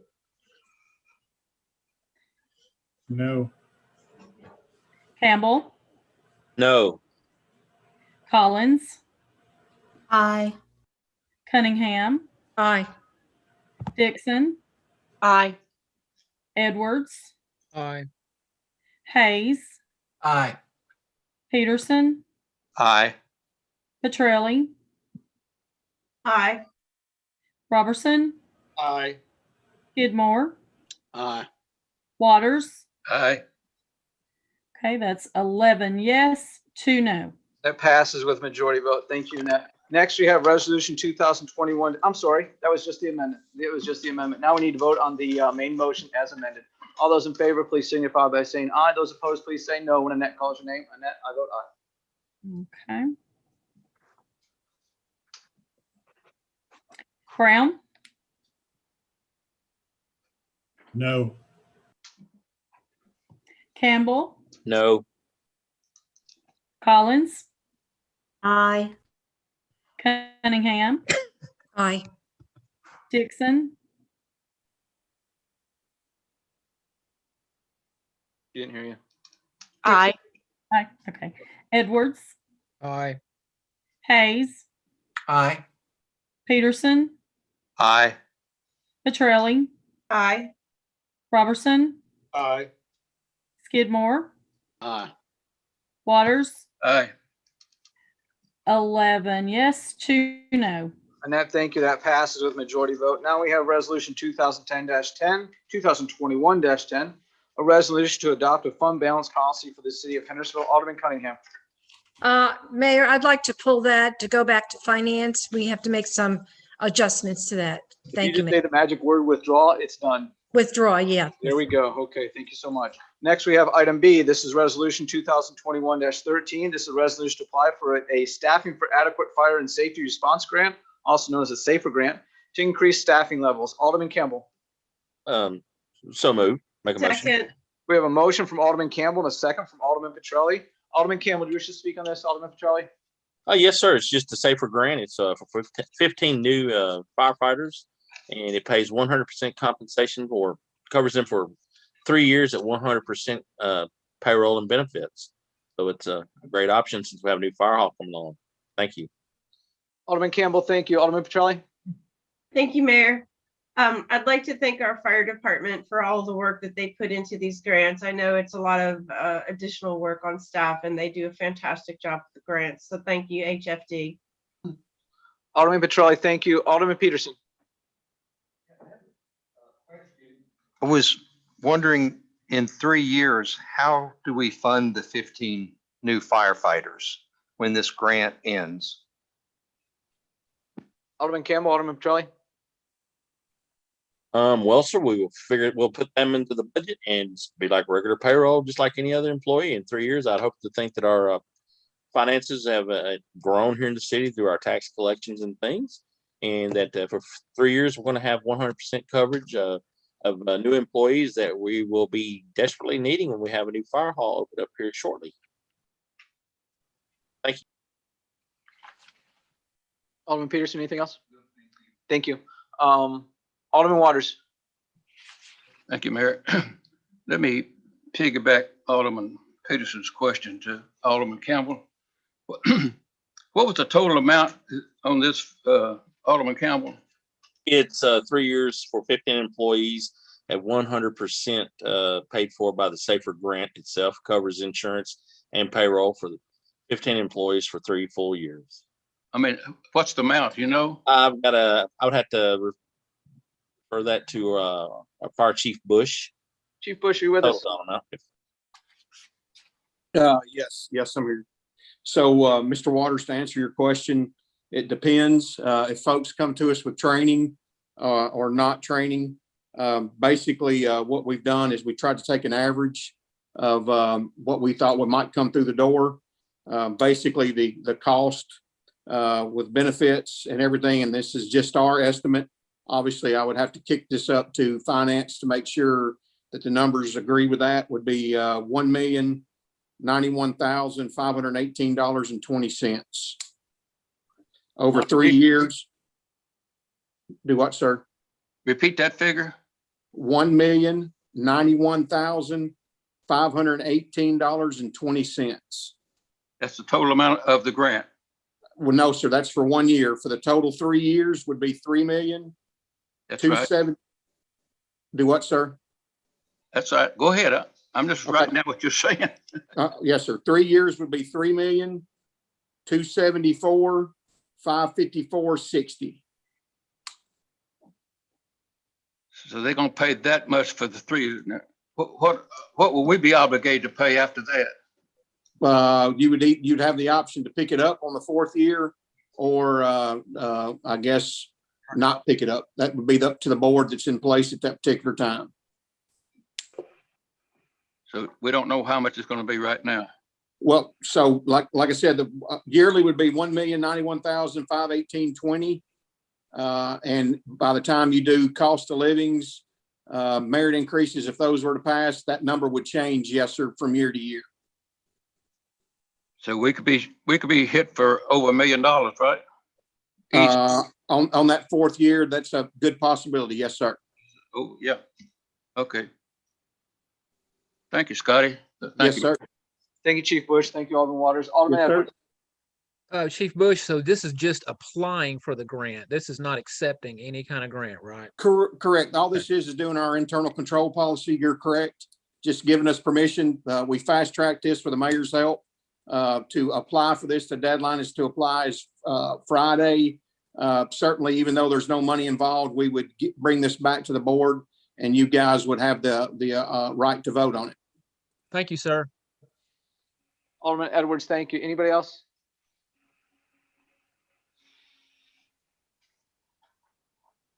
All those in favor of resolution 2021-13, please signify by saying aye. Those opposed, please say no when Annette calls your name.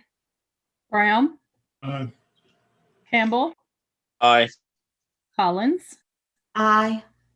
Cunningham, Aye. Dixon, Aye. Edwards, Aye. Hayes, Aye. Peterson, Aye. Petrelli, Aye. Robertson, Aye. Skidmore, Aye. Waters, Aye. Clary. Aye. 13 ayes. That passes unanimously. Thank you, Annette. Next, we have resolution 2021-15.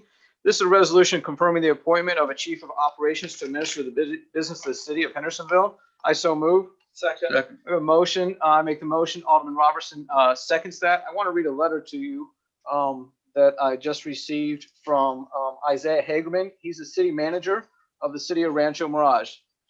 Mayor Clary, I've had the pleasure of supervising Jesse Eckenroth for over 6 years. First, when he served as the city of Rancho Mirage's finance manager, and in his current position as director of public works.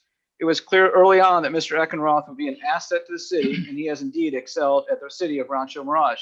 By the way, Tina, can you go ahead and let him in as I read this? Mr. Eckenroth is personable, responsible, and dependable. He has developed positive relationships with staff, council members, and the public, and is a valuable member of our department director team. Mr. Eckenroth's professionalism is often commended. He is known to be open-minded and an approachable leader with integrity and outstanding judgment. Mr. Eckenroth has great analytical skills and continuously seeks opportunities that benefit the city. He is able to successfully develop and manage multiple high-priority projects at once. City council members and the public regularly compliment Mr. Eckenroth on his project update presentations, as he has a way of making complex issues easier to understand. Boy, I would welcome that. Although I am sorry to see Mr. Eckenroth go and would keep him within our organization if I had the ability, I understand his desire to raise his family in a community such as yours. I'm grateful for the many contributions Mr. Eckenroth has made to the city of Rancho Mirage, and know he will add great value to the city of Hendersonville. That's from his supervisor. I do want to make an amendment to the resolution that we have in front of us, and that is to remove the car allowance. Second. And we have a second from Alderman Waters. So does anybody wish to speak on removing the car allowance? I see nobody here. I see nobody in Zoom. I have a question. On the car allowance, Alderman Cunningham? Yes, sir. Go ahead. Okay, well, are we going to supply a vehicle to I can't pronounce his last name. I'm sorry. Eckenrod? We are not. Okay. Thank you. I thought I saw somebody's. Thank you, Alderman Cunningham. I thought I saw somebody else's hand. All those in favor of the amendment to remove the car allowance, please signify by saying aye. Those opposed, please say no when Annette calls your name. Brown, Aye. Campbell, Aye. Collins, Aye. Cunningham, Aye. Dixon,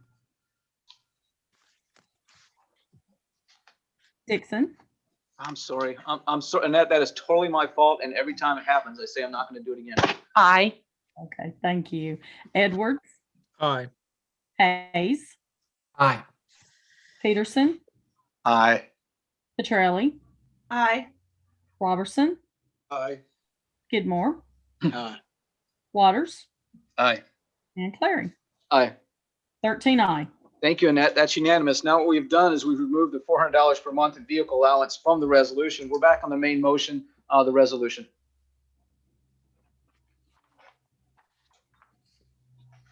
All those in favor of resolution 2021-15, I don't see any hands. Please signify by saying aye when Annette calls you. I'm sorry, Alderman Collins. Sorry, I didn't get my hand up fast enough. Do we have an opportunity to speak to Mr. Eckenroth? Absolutely. Jesse, can you join us? I think he's here. There we go. If you've got questions about what we've negotiated, what he and I have negotiated, I'm happy to answer those. But I know he's more than happy to answer questions about his experience and pretty much anything else. Mr. Eckenroth, hi. My name is Rachel Collins. I am an alderman here in Hendersonville, obviously. I am wondering what your experience is working with police and fire. My understanding is that your city doesn't manage those departments, and they're a huge part of our budget and our workforce here. So I'm hoping you can speak to me with what your experience is, specifically with public safety, and how you think that has prepared you for this position. Sure. No, that's a very relevant question, Alderman Collins. Thank you. You are correct. Our city does not directly employ fire and police. We contract those services out. So both police, which we call our sheriff's department, and our fire are contracted out through the county. We do manage staffing levels, we do manage facilities, and we do manage the operations of the department. There are things that the county handles for us, but we find it more cost effective to contract with the county than directly have the police and fire services working for the city. So they are on a contract basis. So my involvement, I guess I'll start with fire. We are actually wrapping up some plans right now for a fire station remodel. So I'm in charge of all the fire station facilities at the city. So I have a great relationship with the fire department. We're in constant communication on a facility standpoint and equipment, because we supply a lot of the equipment to the fire stations. And on the police front, on the sheriff's side, the policy level decisions for staffing levels are made by our council, similar to how the aldermans would make policy decisions on staffing levels. But when it comes to day-to-day operations of the city, I'm in communication with the lieutenant, not on a daily basis, but probably on a weekly basis. We have neighborhood traffic calming programs that we put in place, and we deal directly with the sheriff's department on that. And all the day-to-day calls that we get about dangerous intersections or speeding, that's a constant communication I have with the lieutenant and with the sheriff's department. So the policy decisions are made at a council level, but a lot of the day-to-day operations flow through my department, and I do work with both police and fire. Oh, Alderman Collins, we can't hear you. Thank you. Thank you, Alderman Collins. Alderman Cunningham. Thank you, Mayor. Hi, Jesse. Hi. Couple questions. And most of them are going to be financial, so this should be your cup of tea. What size budget do you deal with?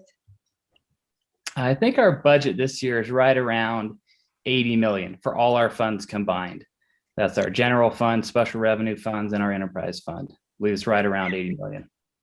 Okay.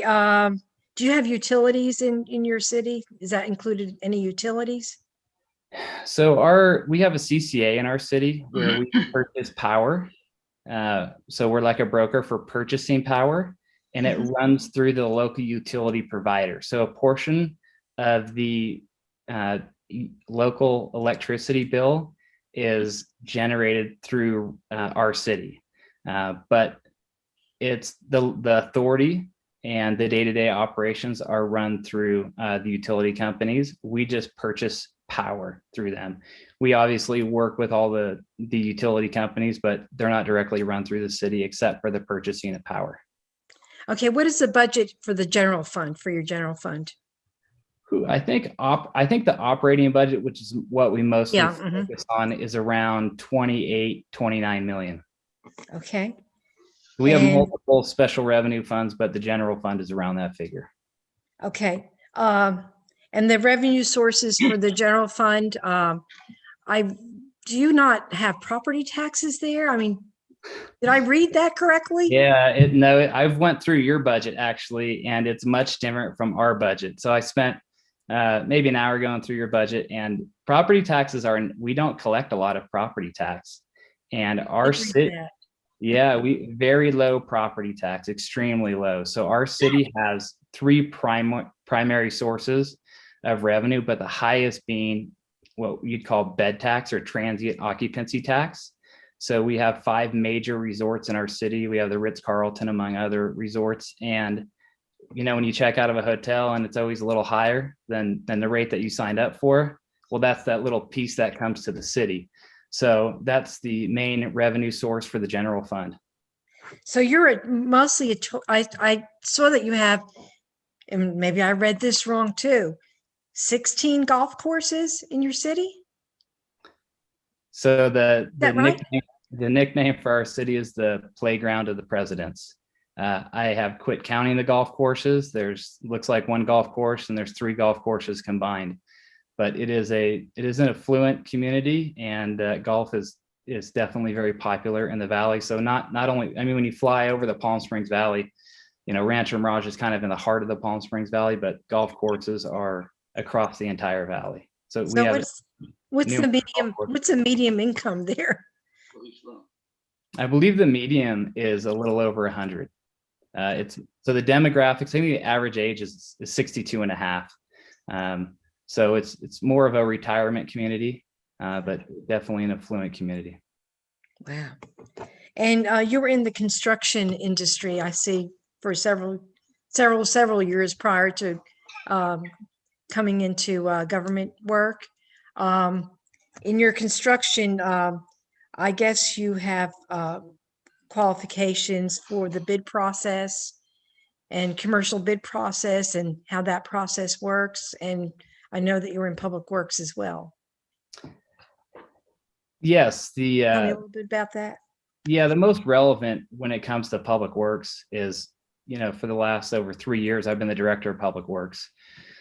So most of our projects are formally bid. So they're advertised. We put out a notice to bids. We put out requests for proposals, all very formal documents. We have contracts attached to those RFPs that go out. So yes, it's very formal. And then I'm also familiar with working with federal grants. So, you know, when you do a federal project, there's a whole nother layer of paperwork that's required when you notice those bids. Okay. Well, thank you very much. I appreciate it. It was nice to meet you. Likewise. Thank you. Alderman Cunningham, thank you. Alderman Waters. Thank you, Mayor. Good evening, sir. How you doing? I'm well. How are you? I'm Jim Waters, Alderman Ward 6. It's really a great evening to get to meet you. Hopefully we'll get to meet in person before long. I've had a chance to review your resume, and I must say it's very impressive. Got a few questions if you don't mind. Yes, sir. I notice here you say that you served as an acting city manager when needed. Do you mind elaborating on that? Yes, sir. So I've actually had the distinct pleasure of working for Mr. Isaiah Hagerman. That letter that the mayor read is the city manager, Isaiah Hagerman. When I started in the finance department, he was the finance director, and he worked his way up through the ranks. He was promoted, I believe, about 3 years ago to city manager. And there's been a few instances where, for personal reasons, Isaiah's had to take some time off, and he has rotated the duties of acting city manager between myself and the community development director. So we do our meetings a little bit different. Where actually the city manager runs a lot of the meetings, and staff produces the staff reports and the resolutions and the ordinances. So that just entails the responsibility of the entire city while he's gone and running those meetings as well. Yeah, thank you. Looking further, I see where you're talking about revamping the culture within the city departments. Do you mind sharing that with the board? Yes, sir. I think that's a very relevant topic to discuss when you are discussing government operations. And the reason I put revamping the culture is because I believe it's one of the most important things you can do when you come into a culture that needs revamping. The culture that I came into, you know, coming from private sector into government sector, I was a bit amazed at just kind of how government operations worked. I just adopted and have always adopted a servant leadership type of role in my work. So it's hard. I think it's very hard for staff when they have a tough time respecting those who direct their day-to-day operations. So when I come into work, I put my nose to the grind. I lead by example, and staff catches on to that. And it has drastically, both in the finance department, the culture. There was a huge shift in the culture of the finance department. It wasn't just because of me, but there were several people at the city who were leading by example. And then coming into public works, just same thing. You treat people fair, you treat people honest, you have integrity, and it's amazing that attitudes start to change. So very important, I think. And I think probably the most important thing is to lead by example, be hardworking, have integrity in all that you do. You're my kind of guy, I tell you. Just a few more, if you don't mind. What motivates you, and how do you plan your work schedule? So the first question, what motivates me? I'm married and I have 5 kids, so I don't have a choice. I have to put bread on the table, but I love my family. I think they're my main motivation. Can you repeat the second question, please? I was just asking how you plan your work when you come in the mornings. Sure. You have an agenda that you go by every day? I do. So I have 2 primary goals when I come to work. One is to make my boss successful. So that's my number 1 goal. Ultimately the residents win because of that. Number 2 is to make the staff who works with me efficient. So if I can accomplish those 2 things when I come into work, then I think it's the residents win and the staff win. And then when it comes to how I organize my days, I run down a list. So I have a running list of tasks. I keep them in a big Excel spreadsheet. I have goals I want to hit, and I just itemize my tasks and I work through them. So every day is just running down a list of items I need to accomplish that day. Great, good answer. As a COO, and I'm just saying that I hope this does develop, you'll be required to have both a good relationship with the Mayor Clary, this board of mayor and alderman, and also city employees. What do you feel are your strongest aptitudes that will help you accomplish this? What I think will help the most is that I like people. And, I think when you like people and you like to wake up and you like to go to work, it doesn't matter if it's with staff, it's with residents, if it's with aldermen, and that type of character just carries through. So I think that would be the answer. Okay. What's the toughest feedback someone has ever given you, and how'd you handle that? So yeah, when I first started at the city, it was a huge culture shock, and coming into the finance department, much different from running my own business. And the finance director used to take my work and he'd have a red pen and he'd mark my work up with a red pen. And when I came in, I was focused on, the day-to-day tasks I had to do. And I would hand something in and the red pen would just go all through the letter and just say, cut this out, cut this out. And it's tough to get that. It's tough to give something to your supervisor and it comes back and it was dripping red. But, it taught me how to strategize what I write. It taught me how to strategize what I present. And I'm very thankful for that. So, one thing I always tell my staff is that every problem is an opportunity for a solution. And if we can think in that manner to where when we're presented a problem, we're there to come up with a solution. So that's what I try to do when I'm presented with a situation like that. Good answer. Good answer. Because we don't know you, you don't know us, but what is the most important thing that we do need to know about you, Jesse?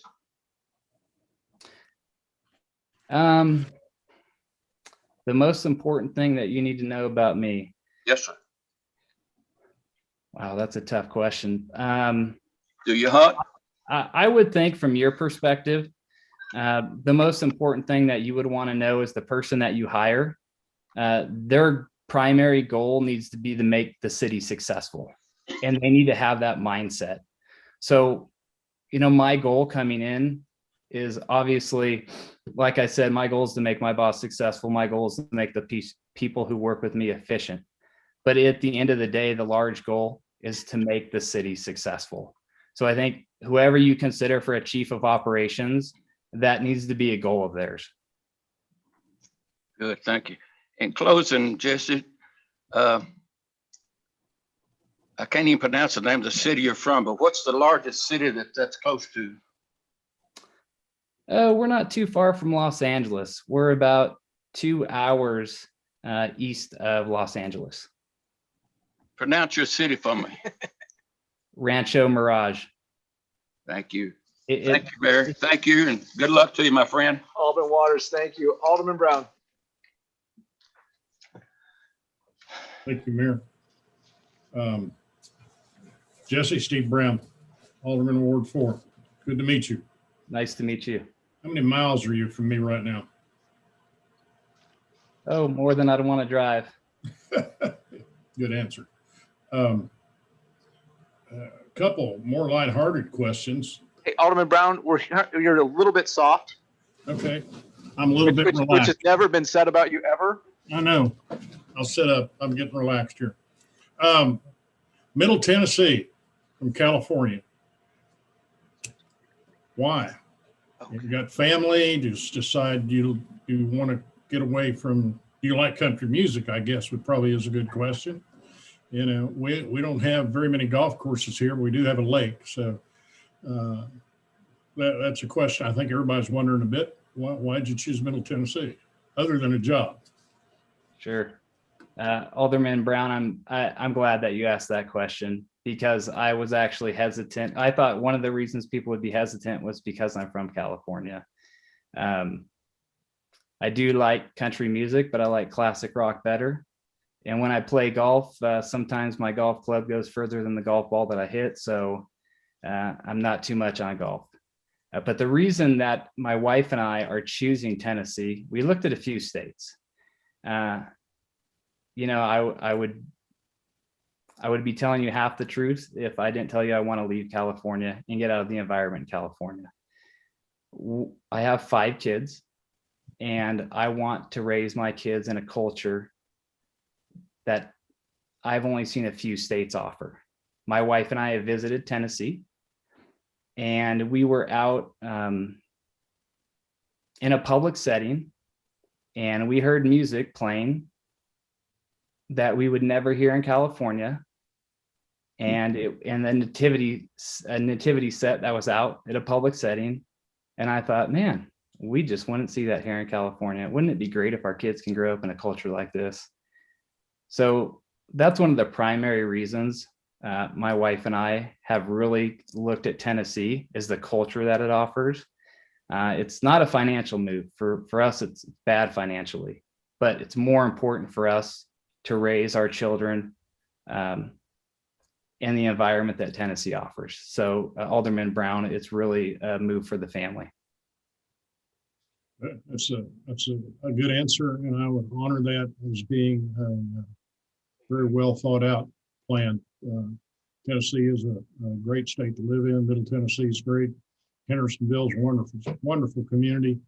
I think you'll enjoy it here. It is a bit different in California. There's no doubt about that. I don't know if you eat barbecue, but if you don't, you need to learn to. Don't know if you eat catfish, but if you don't, you need to learn to. There's 2 meals for you. You may need to learn to eat some type of foods here too. Technical question or two. ISO rating is important to our fire department in our city. It's important to our citizens. Have you dealt with ISO ratings? You understand what they are? Yeah, so a little bit. Again, policy decisions for staffing levels. are made at our council level. I believe our ISO rating for our city is 3. And the city is currently analyzing whether to staff more to increase those levels, but our response times are very quick. Actually, I was on a call today and they talked about how response time was 2 minutes from the time they called till the medic showed up at a house. So I don't get into those all the time, Alderman Brown, but I am familiar with them, yes. Okay, good. As we are getting ready to build a new fire hall, and as you heard a while ago, we are looking at writing a grant to possibly hire some more firemen.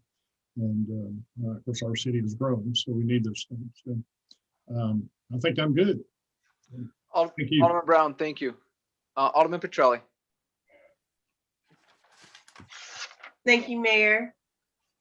Well, it's certainly nice to meet you over Zoom. I'm Peg Petrelli. I'm one of the aldermen in Ward 1. Mark Skidmore is my partner, and I'm also the vice mayor.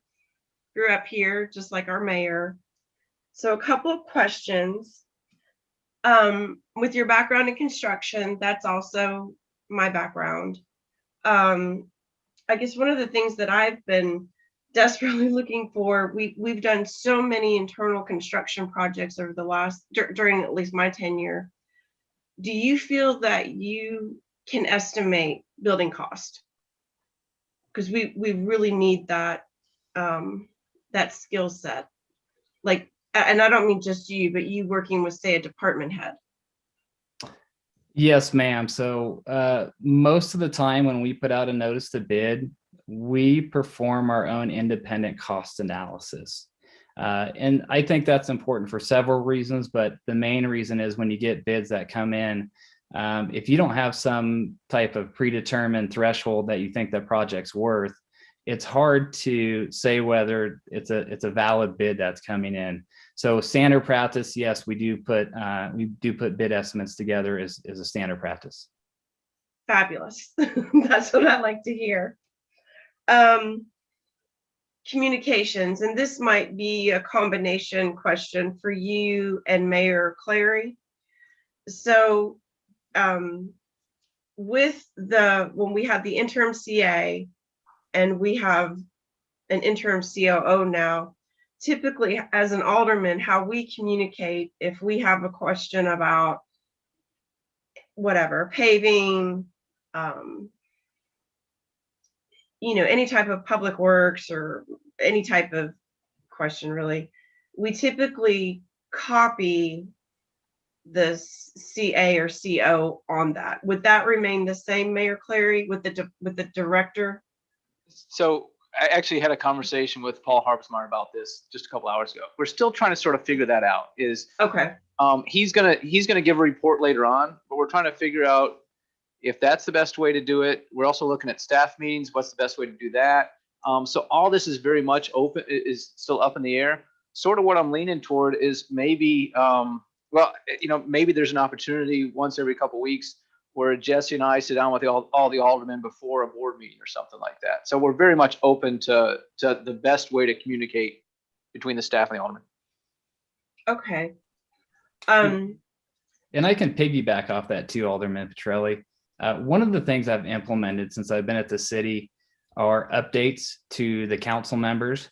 And it's a touchy subject with us at the city too. So how much is enough, or is it too much when council members contact staff? At our city, council members do contact staff, but it's light. And a lot of times they go through the city manager. But to aid the communication efforts, I generally spend quite a bit of time, and at least once a quarter put out pretty lengthy updates that go out to the council to explain in detail the operations of the city at that time. So I think that'll be a useful tool that I can bring to Hendersonville as well.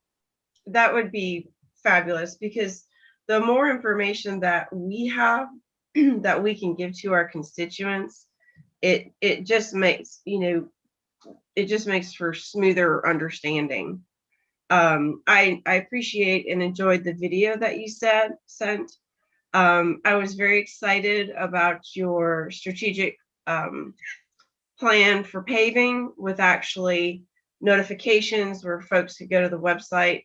We had a discussion about that pretty much last month, with an overall strategic paving plan to kind of take the mystery out of what's going to be paved this year, what's not, how we can budget yearly, the next year, etc. But I hope that that's something that you can do for us here in town. I think that would be very beneficial for our citizens to have an understanding of that. And I know that Alderman Brown asked why you moved here, but how did you find this opportunity? Like, did you know anybody here, or how did you come to find out about the COO opportunity here? So it is a lot of work to look for a job. There are not a lot of jobs I was interested in, and we had kind of pinned down the area that we wanted to be in, and this was one of those areas. So it was nightly, like you're looking for a home. I got on city websites, looked for job opportunities, got on, I subscribed to American Public Works Association. There's a municipal organization in Tennessee who puts out job postings. So I just went through them daily and looked, and this one came up. So it's a great opportunity. Very good. Well, thank you for your time, and thank you for being on this meeting. Thank you. Alderman Petrelli, thank you. Alderman Hayes. Jesse, welcome. I'm Jonathan Hayes. I'm one of the aldermen in Ward 5. And I appreciate so much the video you sent. One of the things that you said that I was extremely interested in is that you were in the private sector. I think, did you say for 16 years? So I was self-employed with my own business for nearly 15 years. I did it on the side a little bit when I came to the city to support my family, but full-time I actually started when I was in college, and then I ran it for nearly 15 years. Yes, sir. That's impressive, and I love that. What, after being on your own like that, possessed you to want to go work for the government? So I got a lot of flack from my family when I went to the government sector, because my family's all self-employed and they're successful in what they do. I think we were on our third or fourth at the time. And as anyone knows who's self-employed, it consumes your life. Yeah. And it just wasn't a healthy balance for our life. And you will never stop chasing the dollar when you're self-employed if you want to be successful. And with the construction business in particular, it requires you to go outside of your general location. So, you have to either go to different parts of the state or to different states. And I just wasn't interested in that. And the priority of family elevated, and an opportunity came up. I mean, the city of Rancho Mirage is a phenomenal city. So it was a great learning opportunity for me. When I started, there was over 80 million in reserves and unassigned fund balance at the city. So I just viewed it as a tremendous opportunity. Yeah. And I was still able to build on the side for a while too. So I got to do both. Absolutely. You can spend more than one plate at a time. I'm sure of it. Well, I'm excited about your coming here. I've been to Rancho Mirage before. It's a beautiful place. It's a beautiful place. You'll have 4 seasons here, and they're all distinctively different. So you're going to love it here. And Hendersonville is the greatest city in the world, and we're going to love you. So just we're pulling for you. Thank you, Jesse. Yeah, thank you, Alderman Hayes. And just as a note, I was there 2 weeks ago when the entire state froze. I was going to say there's really only 2 seasons here. And we had to eat at Cracker Barrel, I think 7 times in a row because it was. But that didn't discourage us. You're going to do great here. Alderman Hayes, thank you. Alderman Edwards. Hey, Jesse. Yeah, 2 weeks ago it was 12 degrees and today it was 70. So you better get used to that difference. I just have a question. You seem like a go-getter, a type A personality. I noticed you were magna cum laude, which is impressive, graduated magna cum laude. Would you be fine allowing the department heads to do their jobs and not try to micromanage what they do? Because we do have great department heads. I'd just like to know how you would handle that. So yeah, very relevant question. Right now, I manage 3 departments, and there's no way that I can get into every detail of what the managers do. I also manage all the capital projects, and one of the projects is a $52 million project. So you just can't micromanage. If you micromanage, you miss the big picture. And my job is to be the liaison between the residents, the council members, and the staff. So what I do is I generally set an expectation for the department head, and I'll go in and say, hey, this is coming up. It's a priority. These are the topics I want you to address. This is when I'd like a target due date. And I will just set those expectations. I try to make them very clear and let that manager, that director, fulfill those in a manner that he deems appropriate. Whether I wanted to micromanage or not, I don't have the time to. And it would be the same at Hendersonville with the amount of employees and the amount of department heads. You couldn't do your job if you micromanage, and I prefer not to anyway. Right, because it seems to me managing, and I'm in the private sector, and I'm like you. I still don't understand government. It's a kind of a foreign concept to me. I'm trying to learn, but it seems to me that the job you want here, being a manager is more of an art than a science, and it requires a lot of good communication skills, and it looks like you have that. So I'm very impressed with you.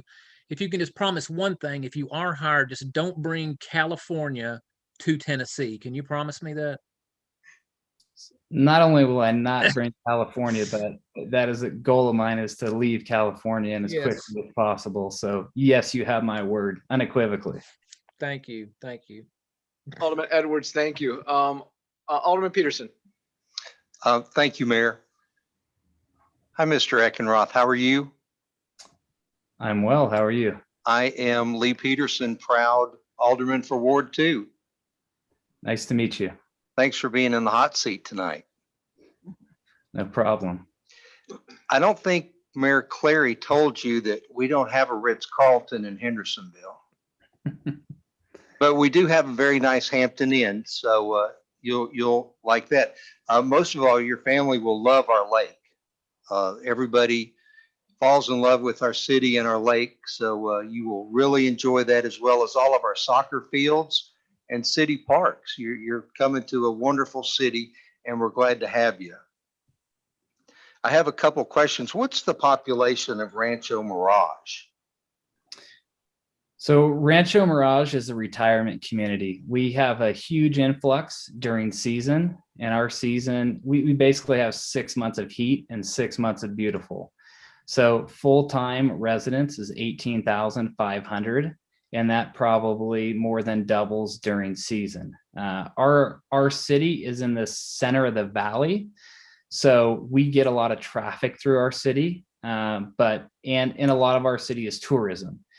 So when I say 18,500, I would generally think people would think of a small town, but when you come into Rancho Mirage, maybe as Alderman Hayes knows, because he's been there, it doesn't operate like a small town.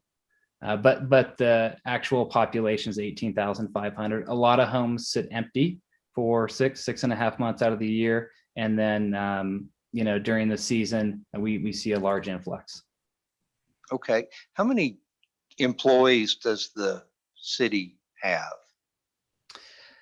So on the city payroll, as I mentioned previously, our police and fire, we pay for them, but they're not considered our full-time employees. So the city of Rancho Mirage itself has around 100 employees. Some are part-time, but most are full-time. And how many have you personally managed? So the Public Works Department is the largest department. That's the department that I manage. And there's approximately, it fluctuates, but there's 22 or 23 right now. We're going through a hiring process right now. Okay. We have an incredible staff. We're very proud of our city employees. They do amazing work, and we couldn't be happier. My last question is, how good are you at putting out fires? So what I like to do, and I try to teach our team, is that it's much better to be proactive than a reactive. No one likes to put out those fires. It's part of our job. It's what we have to do. But we tried to build systems so that we're proactive and those fires don't come up in the first place. But I have a somewhat calm demeanor, and I think that's probably one of the things I'm best at, although I try to avoid putting out fires by not having fires start in the first place. I appreciate that. And we're looking forward to y'all moving down here. Thank you. Alderman Peterson, thank you. Alderman Robertson. Mr. Eckenroth, my name is Eddie Robertson, and I'm an alderman from Ward 6. You've done an excellent job tonight, so I congratulate you on your performance tonight. It's you appear very genuine and very transparent and very heavily qualified. So I'm very pleased that we found each other. I do want to let you know, you mentioned Cracker Barrel, and I don't know if you know, but I would suggest Thursdays they have the best chicken and dressing in Hendersonville. So just that little tidbit. I'm chairman of the Capital Projects Committee, and we have some big projects, at least 2 big projects that are right on the horizon. And so my question there is, how successful have you been on capital projects in keeping the project on budget? Great question. So I'll give you 2 examples. One was an observatory that the city built.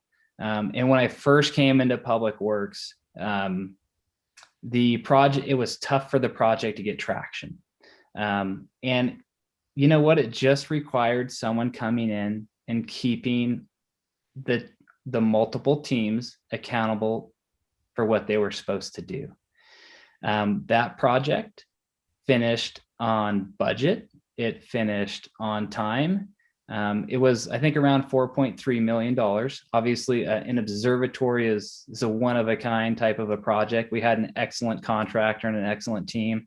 But at the beginning, it was rocky because it was hard to put all the pieces together. And what was unique about our observatory was it was built as a piece of art. Not only is it a functioning observatory that has a lot of technology, but there was the art element where the architect had a very specific design for it. So that was a tough project. We finished it. It operates great. The second project that I can mention is our signal synchronization project. That's a project that's probably going to get notice of acceptance within the next couple of weeks at council.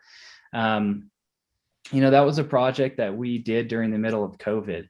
And so that provided just a huge hurdle for us to get the project done. So that project stayed on budget. There was a few overruns for additional conduit lines, but I think on that $2 million, it was over $2 million. I think the change orders were in the maybe $20,000 range. And that was just for extra material that was not called out on the plans. So we were able to stay on budget on that project. There were some delays on that project due to equipment. Some manufacturing plants just shut down. But we just, when we're going through a project, and that was a federal project, we document that. We have meetings with the contractor, and then we just relay that information to the constituents and let them know, the status of the project. But try to do it in a manner where there's no impact to any of the residents. Thank you. As was mentioned earlier, we have an excellent department heads. And that's one of the great benefits that our city has. We're very fortunate. So if you are selected, when you come in, how would you go about building esprit de corps or teamwork within the team of the department heads? Yeah, it's a great question. I'm actually, the executive team I'm with right now is an awesome team. I have nothing but good things to say about our team. But I'll go back to the point that I made, that what my goal is to make the people I work with efficient.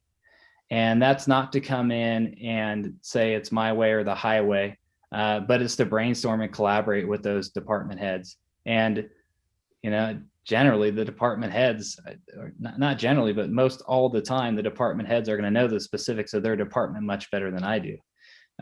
So the idea is to collaborate to get to a common goal. So the idea would be to build a team together collaboratively. Great, thank you. One of the things that some of us have mentioned that it would be great if our city had would be a citywide newsletter or ways that we could communicate the good things about our city with our citizens. And I think the mayor has talked about that. Do you have any experience in that kind of communication with citizens? Yes, sir. So one of the goals of mine was when I started with Public Works was almost exactly that. If people understood everything that the government did, they would have a lot more appreciation for what happened. But a lot of times you just don't know everything that goes on within government operations. So what Public Works started to do is make videos of projects we did. And we would put those projects out at council, and then they could go out on our YouTube and go out to residents. And when we had big projects come up, we'd spend considerable time making PowerPoints to explain the projects and the progress that was made. And those paid dividends. So we do send a newsletter out to residents as well. So all those efforts, they pay huge dividends, and in my experience, they're well worth the time that goes into them. Great. And my last question, Mr. Eckenroth, let's say you are confirmed. We confirmed the mayor's recommendation. And let's say you stay with this city 20 years. When you leave, what would you best like for the residents and for the city government to say about your years of service in the city? I would think the most important thing that people could say is that I served with integrity. I don't think the accomplishments, I don't think they matter as much as the character. So that would be my goal. I think the accomplishments follow character, but it would be that I led and I served with integrity. Thank you very much. Thank you, Mayor. Alderman Robertson, thank you. Alderman Campbell. Thank you, Mr. Chairman. I appreciate that. Mr. Eckenroth, it's a pleasure to meet you, sir. I've appreciated everything you've had to say this evening. And I'm an alderman in Ward 2, along with Mr. Alderman Peterson. And just enjoyed listening to you and some of your comments this evening, what you've had to say. It's refreshing to hear you talk about integrity.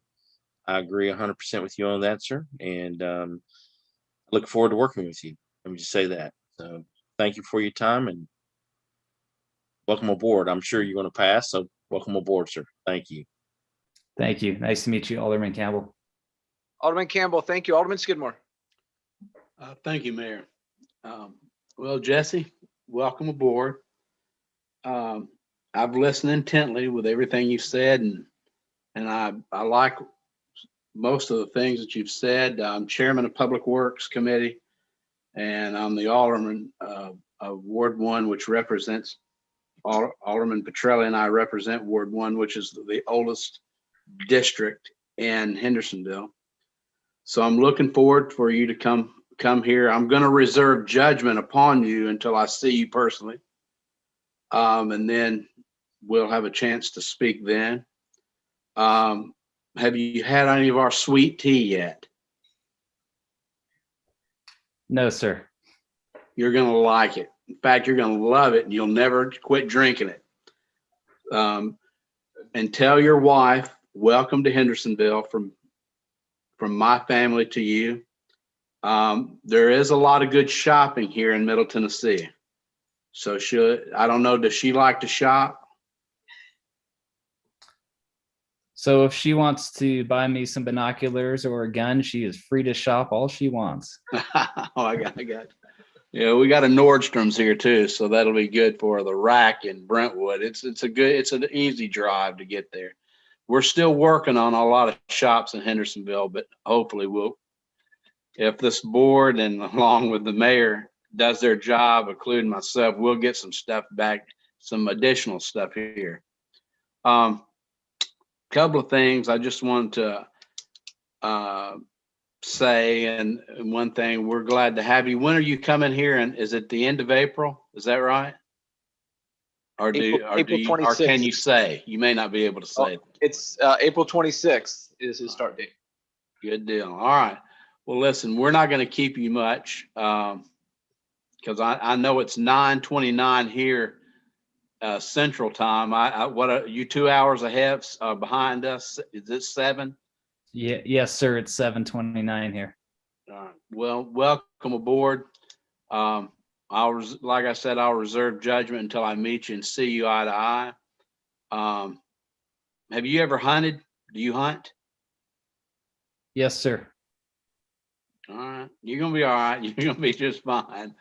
And fish too. So you're going to be doing good. All right. Welcome aboard. Jamie, I think you've done a good job on finding somebody to fill this position. It's not going to be easy. I can assure you that, dealing with 13 elected officials. Because Alderman Skidmore, thank you. Do what? Go ahead. Alderman Skidmore, thank you. Anything else? No, just South is different than the West, I can assure you. Thank you, Mayor. Any other discussion, any other questions before we take a vote? All those in favor of approving resolution 2021-15 to hire Jesse Eckenroth as our Chief of Operations, please signify by saying aye. Those opposed, please say no when Annette calls your name. Annette, I vote aye. Brown, See you soon, Jesse. Campbell, Aye. Collins, Aye. Cunningham, Aye. Dixon, Do it again. Aye. thank you, Edwards, Aye. Hayes, Yay. Peterson, Aye. Petrelli, Aye. Robertson, Aye. Skidmore, Aye. and Waters. Aye. 13 ayes. That's unanimous. Thank you, Annette. Jesse, you'll hear from me soon. We look forward to having you here. Congratulations. Thank you. So anything else you want to add? Any cautions or any words of wisdom before you go? I'm excited to be part of the team. So looking forward to it. And I think great things are ahead for the city. Super. Thank you. Thank you for answering our questions tonight as well. Next, we have a vote on the reappointment of Turner Goff to the Beer Board. Alderman Brown. So moved. Second.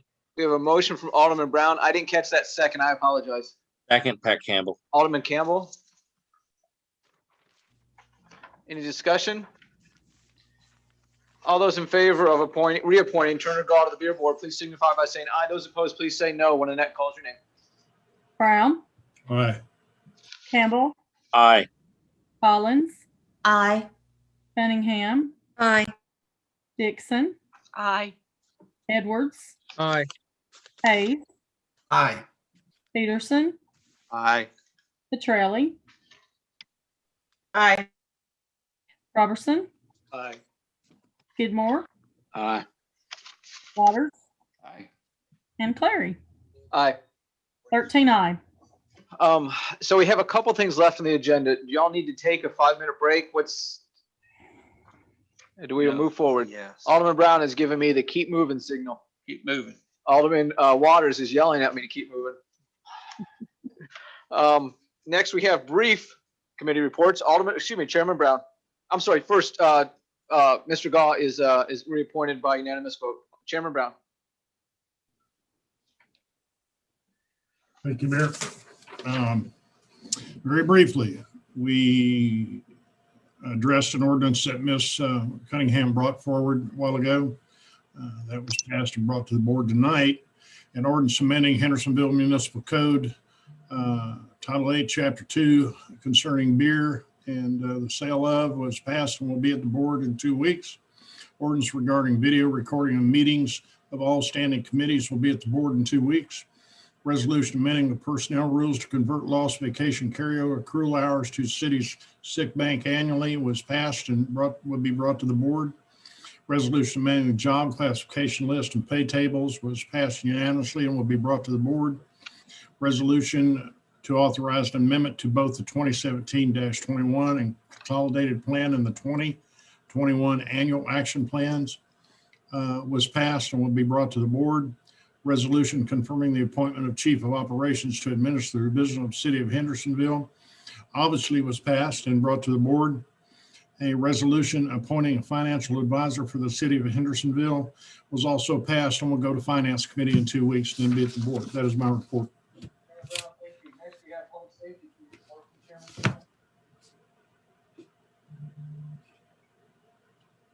Couldn't hear you there, Mayor. I think you're calling on me. Yeah, Chairman Campbell. Thank you, Mr. Chairman. Yes, Public Safety had our meeting tonight, and we had a discussion on applying for the SAFER grant, resolution 2021-13, and that did pass unanimously this evening. And then we also had a discussion on ordinance 2020-39, which goes back to October or November of last year, which was sponsored by Petrelli, Edwards, and Brown. It just apparently fell through the cracks on being approved and signed by BOMA, and it was regarding solicitors and peddlers, timeframes at which they could be out in the community due to the COVID-19 issues that we have going on. And that'll be coming to BOMA next meeting. Then we also had discussion, and this was interesting, discussion on streets in the city while the homes are not in the city, or the homes are in the city and the streets in front of them are not in the city. That's a little confusing, but that gets back to ECD, emergency communications. And do we go, do we stay, where are we at? It's very confusing to our police department, fire department on trying to take care. I mean, we're going to go if the house is 2 doors down outside the city, the street is in the city, but the house is not, we're still going to take care of it and they'll figure it out later. That's what we were talking about in our meeting, just to let you know as alderman. And then we also had a discussion regarding the street lights, neighborhood street lights. I've had numerous people contact me wanting to update the street lights in our neighborhood, and it was brought up that we possibly need to maybe make this a capital projects program for the future to add some additional lighting to neighborhoods throughout the city, because we all have neighborhoods that are extremely dark, areas that need to be lighted, and we need to look at that because, like I said, that has come forward from several residents. And also the police department is moving forward with buying we had a wrecked Harley Davidson motorcycle that was leased. So we had to purchase that from Harley Davidson. And then we will turn around. We've gotten the damaged motorcycle in our possession. Once we have that in our possession, we will auction it off and recoup some of our money. So just to let everyone know about that. And that is my report. Thank you. Chairman Campbell, thank you. I appreciate that. Next, we're not really sure how to do this. We have no precedent, but I thought it was worthwhile to have our interim COO, Paul Harbsmeyer, come up and give you an update what's sort of been happening the past 2 weeks. Typically with my report, I don't take questions. It's just hard to be prepared for all those questions. So we might have some questions, and if you do, just be patient. We might need to get back to you on those another time. So for Mr. Harbsmeyer. Yes, thank you. I just want to give you, and I'll be brief as well, a quick transition report, just to let you know what's happened the last 2 weeks. As we spoke before, we identified, y'all discussed it, I was aware of it and cognizant of that. That anytime you have a transition, there's anxiety, there's distractions, there's disruptions. And I felt the primary objective of my role at this point in time, as y'all discussed and I implemented, was to ensure a smooth transition. The worst thing that can happen during this time is to make major changes, disrupt the flow. I felt it was important to maintain operations, keep everything moving ahead, facilitate the department heads in any way I could for their success. And so it was crucially important to me to get with every department head one-on-one in that time period. And I'm thankful to say that I was able to accomplish that by last Thursday. I was able to meet one-on-one with each department head and reassure them. And I copied you on an email that I sent to the department heads. I think it's very important to set expectations. I think expectations are a two-way street. The expectations I have of them and the expectations they have of me. And I want to ensure that I'm there to support them, to facilitate their achievements, their objectives that they have in each department, troubles they have along the way with maybe facilitating a meeting or getting something from another outside agency, just again to help them out. So I believe the main objective in that was met through reassuring each department head, we've got a business to do. We need to stay focused on that and not worry about the distractions. So, and again, let me just say this. I think the city went an extremely long way tonight in alleviating a lot of those anxieties. I think you made a wise decision. I think we have a good candidate on board. I'm really encouraged by that. I can tell you that my wife at home, if she's watching, she's very encouraged as well. But a transition is two-way street also. We transition into this, and there's also a transition out. So what I've done also when I'm meeting with these department heads, I've started collecting some information because I want to take and give that to the new person coming on. Before tonight, obviously that was unknown, but I know that if I was coming into this job, I would want some type of footing or a foundation. So I've been preparing some packets that have the department strategic plans, their org charts, their top priority projects that they've got on their board, on board right now. And so by doing that, whoever comes on board can take that and run with it rather than just starting on a fresh slate. So I've been preparing that. So I want to make the transition on the outside at the end of this period go well as well, so that we can have a smooth transition on that end as well. So with that, I just want to kind of give you an overview of that. I've gotten up to speed on all the major projects in every department, so I can be situationally aware at this point, so I can handle the business between now and the April date. Again, to make sure there's no glitches or holdups on any projects. So I just wanted to reassure everybody that is the main objective. We're moving forward and just making sure the operation is still going strong and that we don't need distractions. Everybody's got a lot of work to do. We're just going to stay focused on that. So that is where we're at over the past 2 weeks. And I think we've made great strides for that. And my intention is to keep that moving until that date comes and be able to hand that torch off in such a way that there's not even a blip on the radar. It just keeps running smooth. Paul, thank you. Thank you for what you've done the past 2 weeks. Thank you very much. The only item really that I want to share is just want to make sure that we understand that the appointment for a city judge, that now is the time for somebody to express interest in that position, and we'll vote on that in 2 weeks. Alderman Waters, would you like to make a motion to adjourn? We have a motion from Alderman Waters, a second from Alderman Robertson. Annette, will you please call the roll? Those in favor of adjourning, please say aye. Those opposed, please say no. Brown, Yes. Campbell, Yes. Collins, Yes. Cunningham, Yes. Dixon, Yes. Edwards, Yes. Hayes, Yes. Peterson, Yes. Petrelli, Yes. Robertson, Yes. Kidmore, Yes. Waters, Yes. Clary. Yes, 13 yes. that passes unanimously. Thank you, Tina. Thank you, Jason, for your help. We're adjourned. Y'all have a good night. Thank you all. Thank you.